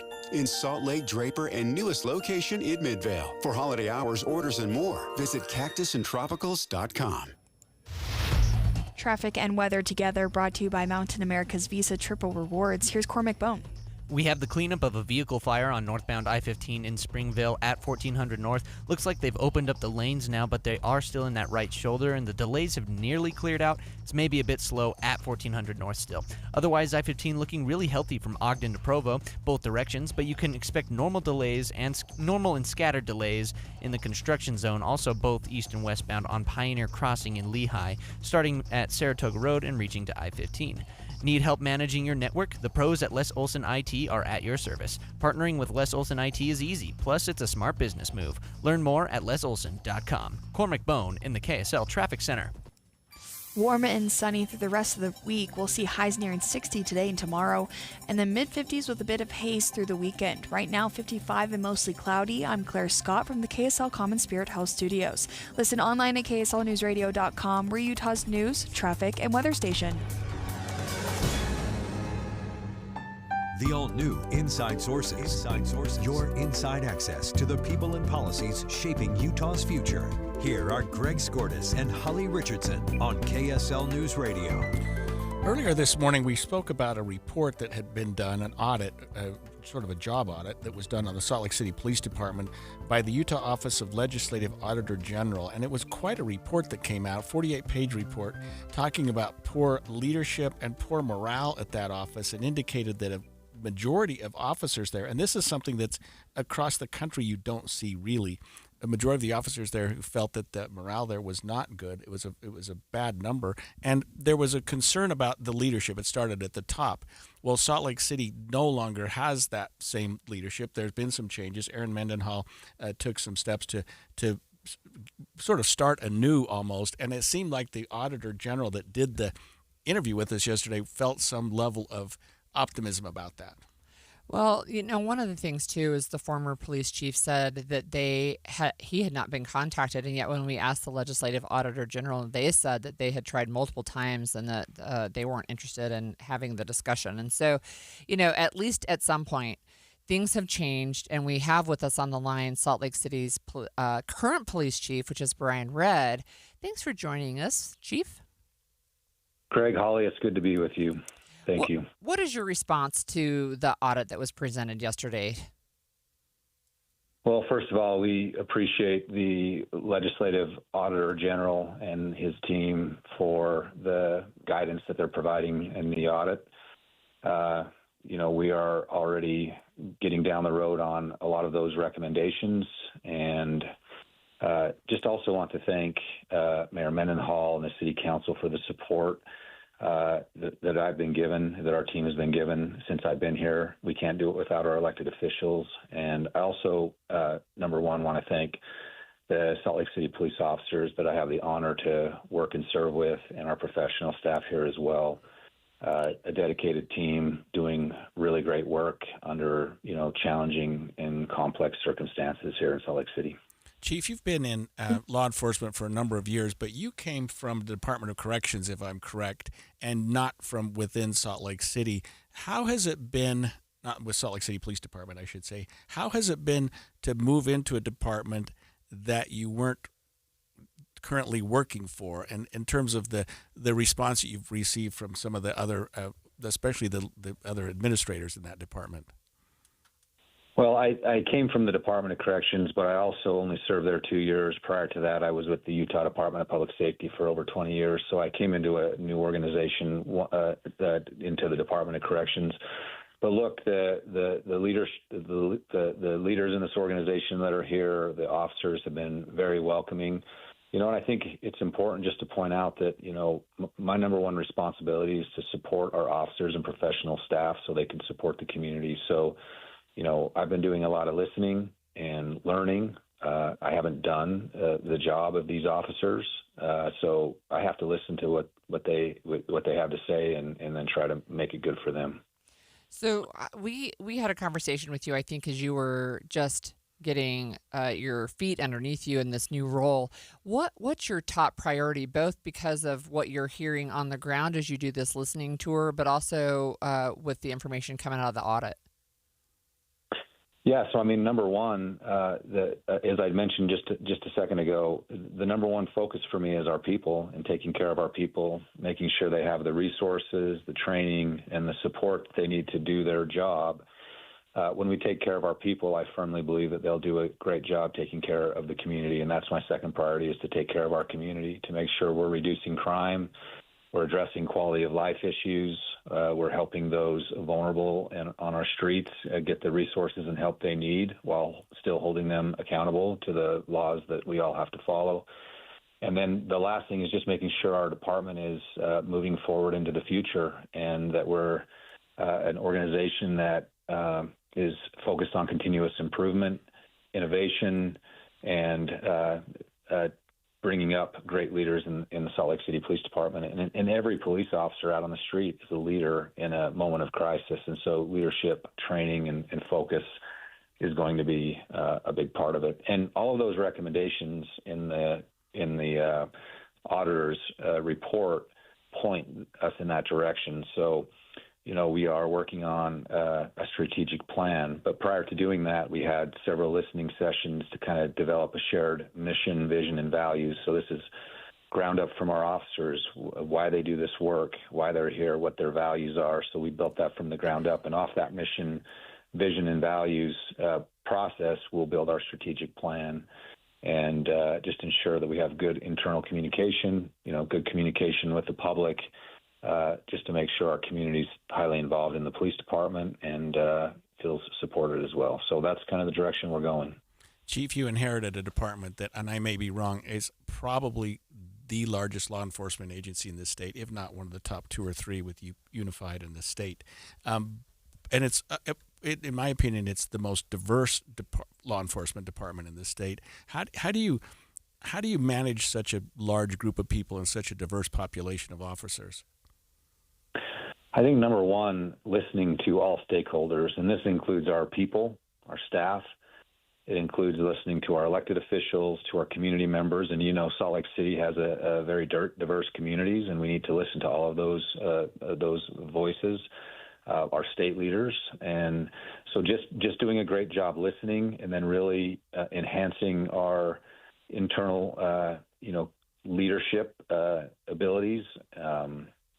Making sure there's good internal communication so everyone knows what we're trying to accomplish at the department, external stakeholders, internal stakeholders. And then it's just really my responsibility and our team's responsibility to align that vision and then empower our people to get the work done. I have one quick question. I know the turnover rate had been quite high. Is that starting to come down?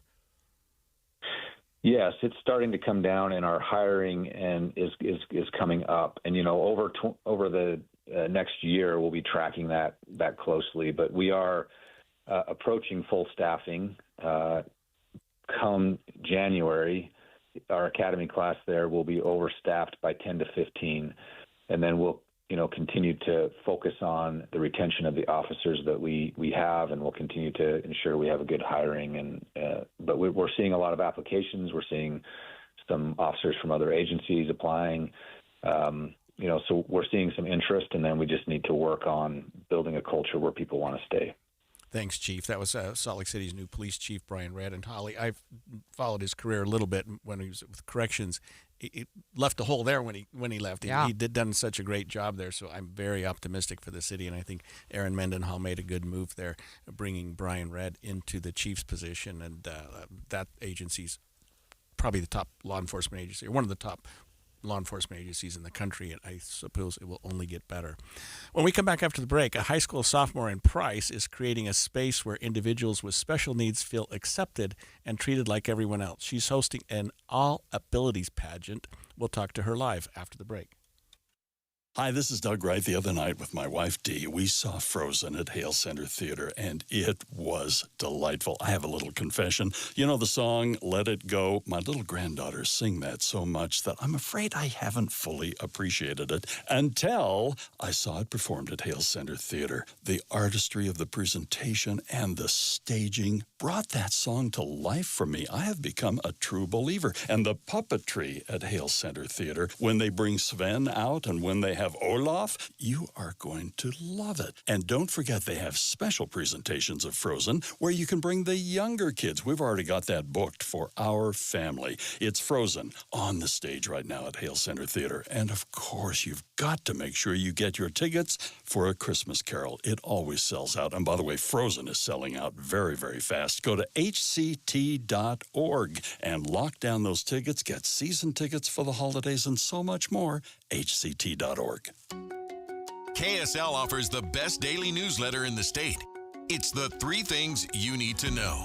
Every weekday, we deliver quality and relevant content to your inbox. No ads, no spam, just the 3 things you need to know to be informed about the world around you. Subscribe today. Visit KSLNewsRadio.com or text the word inbox to 57500.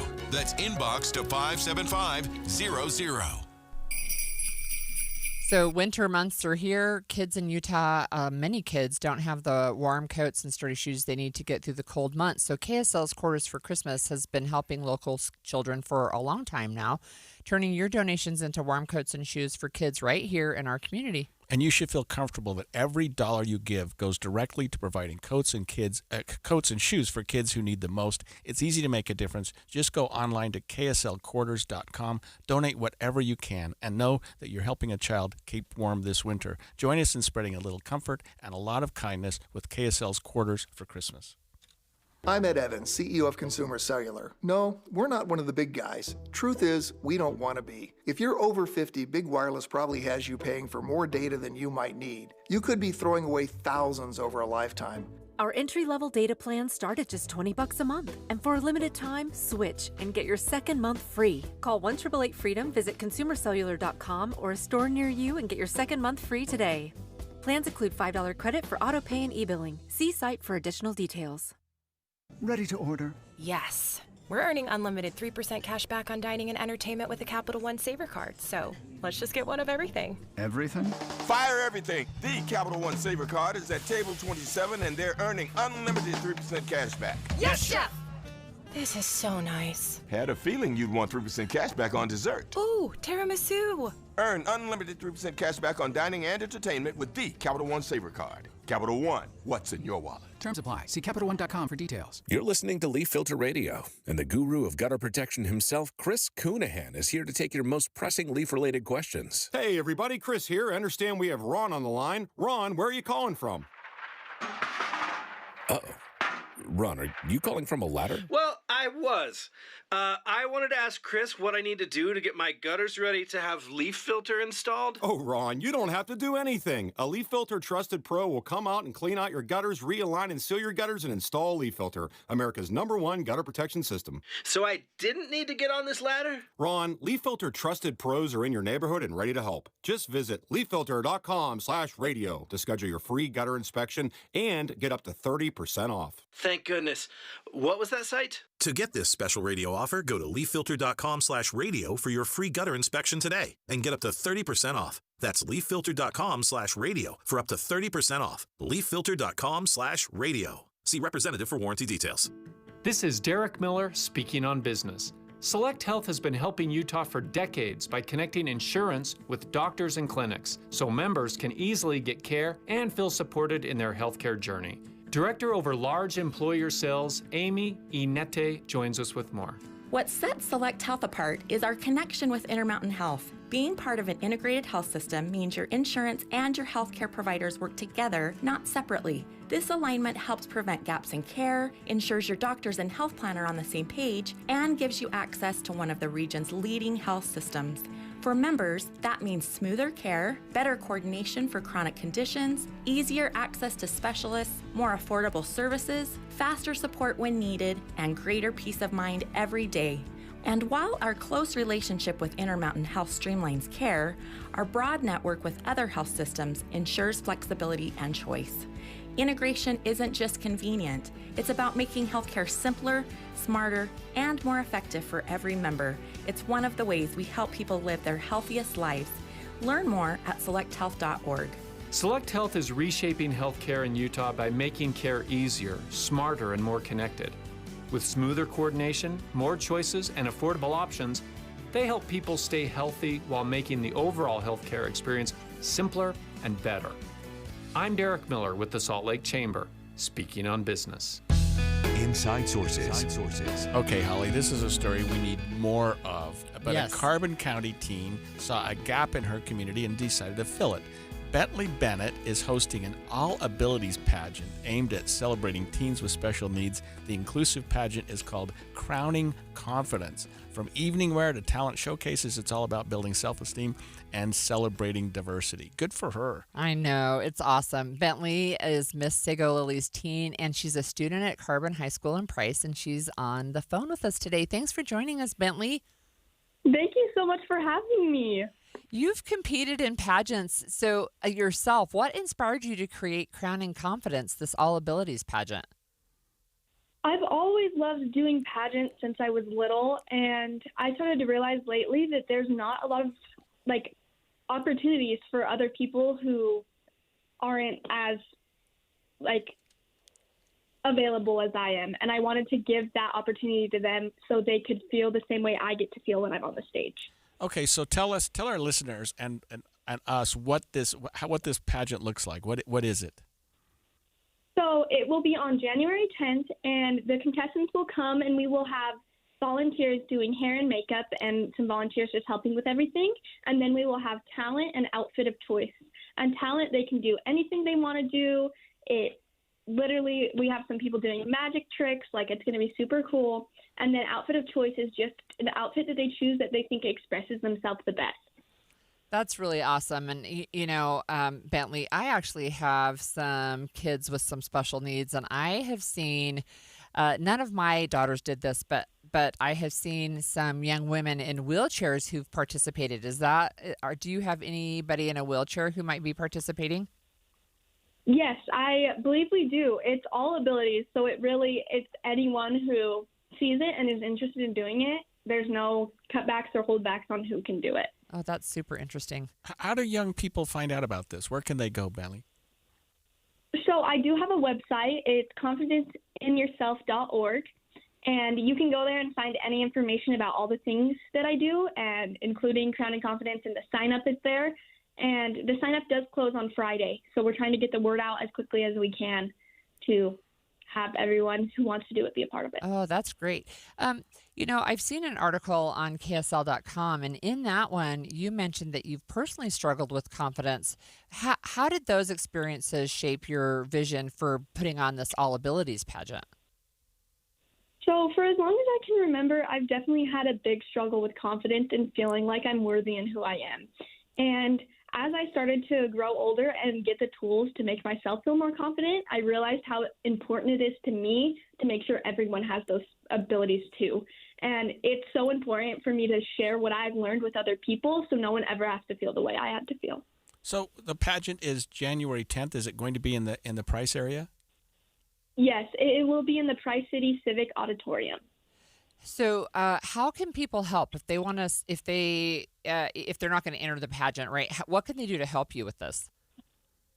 So we're looking for many volunteers, anyone who wants to come and help and do tickets and things like that, like welcoming people in, handling donations, handling things like that. And donations on my website are definitely appreciated to form the pageant. And having people just come watch is also very important. That's very helpful to have them feel like they're being appreciated. So I have a question about your local city. Have people in the city stepped up and helped with this as well? Yes, we have had, I am part of the Price City Chamber of Commerce, and they have been very helpful in this. I talked to Price City Council, and they are waiving the fee for the Civic Auditorium, and they also donated $250. And we've also had other donations throughout the community of people who wanted to help. Okay, I have to ask you this question. How old are you? I'm 15. Oh, my word. You are amazing, Bentley. You Thank really you are. so much. Thank you. You've done so much. When you started out, you said, well, since I was little, I was involved in pageants. And I'm like, you're not necessarily little, but you're still so young. And you're on the... Yeah. You're in the Chamber of Commerce? Right. Yeah. Well, that's amazing. Are you hoping that this can become like an annual thing, or is this just you're doing it just this year? 100%. I want to be able to put it on every year for as long as I can, and then help other people, like hand down the torch to help other people be able to put it on after I'm no longer able to. All right, Bentley, thank you so much for joining us. What an incredible story. So I actually might take myself down to Price on January 10th to watch this. Yeah, what an incredible young woman. I know, right? So that was Amazing. today's KSL Kindness Story, and those are powered by One Kind Act a Day, which is a project by the Somnani Family Foundation. All of our listeners can learn more at powerofkind.org. It really is an amazing organization. I'm so glad that we have an opportunity to share these stories. Look, in the last couple of minutes of our show today, I wanted to tell you that today is Human Rights Day. It's December 10th. On Monday, I wore a sweatshirt that said I'm a big fan of human rights. That's right, you did. And I should have pulled it out of my dirty clothes hamper and worn it again today. But look, this is something that is really important. It's important to me. I think it's important as part of our global conversation right now. It's the anniversary of the day in 1948 when the United Nations General Assembly adopted the Universal Declaration of Human Rights. And it has been ratified by many countries, including the United States. And translated into something like 577 languages, which that's a lot. That's interesting that it's an international day. It's one of those that a number of countries, probably most of the countries are involved in. Yeah, well, there are some key ones that aren't, and you would probably recognize those who didn't want to sign on. But there's a theme every year, and one of the things this year is that the United Nations is like, look, we're going back to basics, and we're talking about this. Quote, everyday essentials. That's the theme, because they're saying so much has happened recently that just does not affirm human rights, not globally. And you can take your pick. Are you going to Syria and you're talking about the people who were just swept up under the previous regime? Are you talking about women in Afghanistan? Are you talking about women in Utah subject to domestic violence and being, held basically captive, I guess, because they're afraid to leave, right? Because of their kids or a threat to themselves. Right, yeah, exactly. Yeah. So today is Human Rights Day. It is a big deal. And, one of our previous guests, Sharon Eubank, has talked a lot about human rights, and that the organization that she leads, which is the philanthropic arm of the Church of Jesus Christ of Latter-day Saints, that is one of their foundational principles, is that everybody has rights, and we come with those rights from our Creator. And I remember your sweater Monday, and it said something about human rights. Yep, big fan of human rights. Big fan of, exactly right. Yeah, we should have worn it today. Big fan of human rights. So anyway, that was my fun fact of the day. There's a couple of others. It really is the day that the Nobel prizes are given out, and the reason for that is because Alfred Nobel died on this day. He died in 1896, but this is the day where they award those, and the first Nobel Prize was awarded in 1901, so just a few years after he passed away. I would have thought when you said the date that it may have coincided with Human Rights Day for a reason, but they're just they are independent independent of themselves. That's wonderful, though. Yep. Good day. Yeah, so that's it for the show today. It is. We We're talked a lot already about done. what's going on locally, nationally, and there's going to be more with Inside Sources. That's we all are for Inside Sources. I am tongue-tied. We had a wild press conference yesterday. Next up is Midday with Maria Shaleo.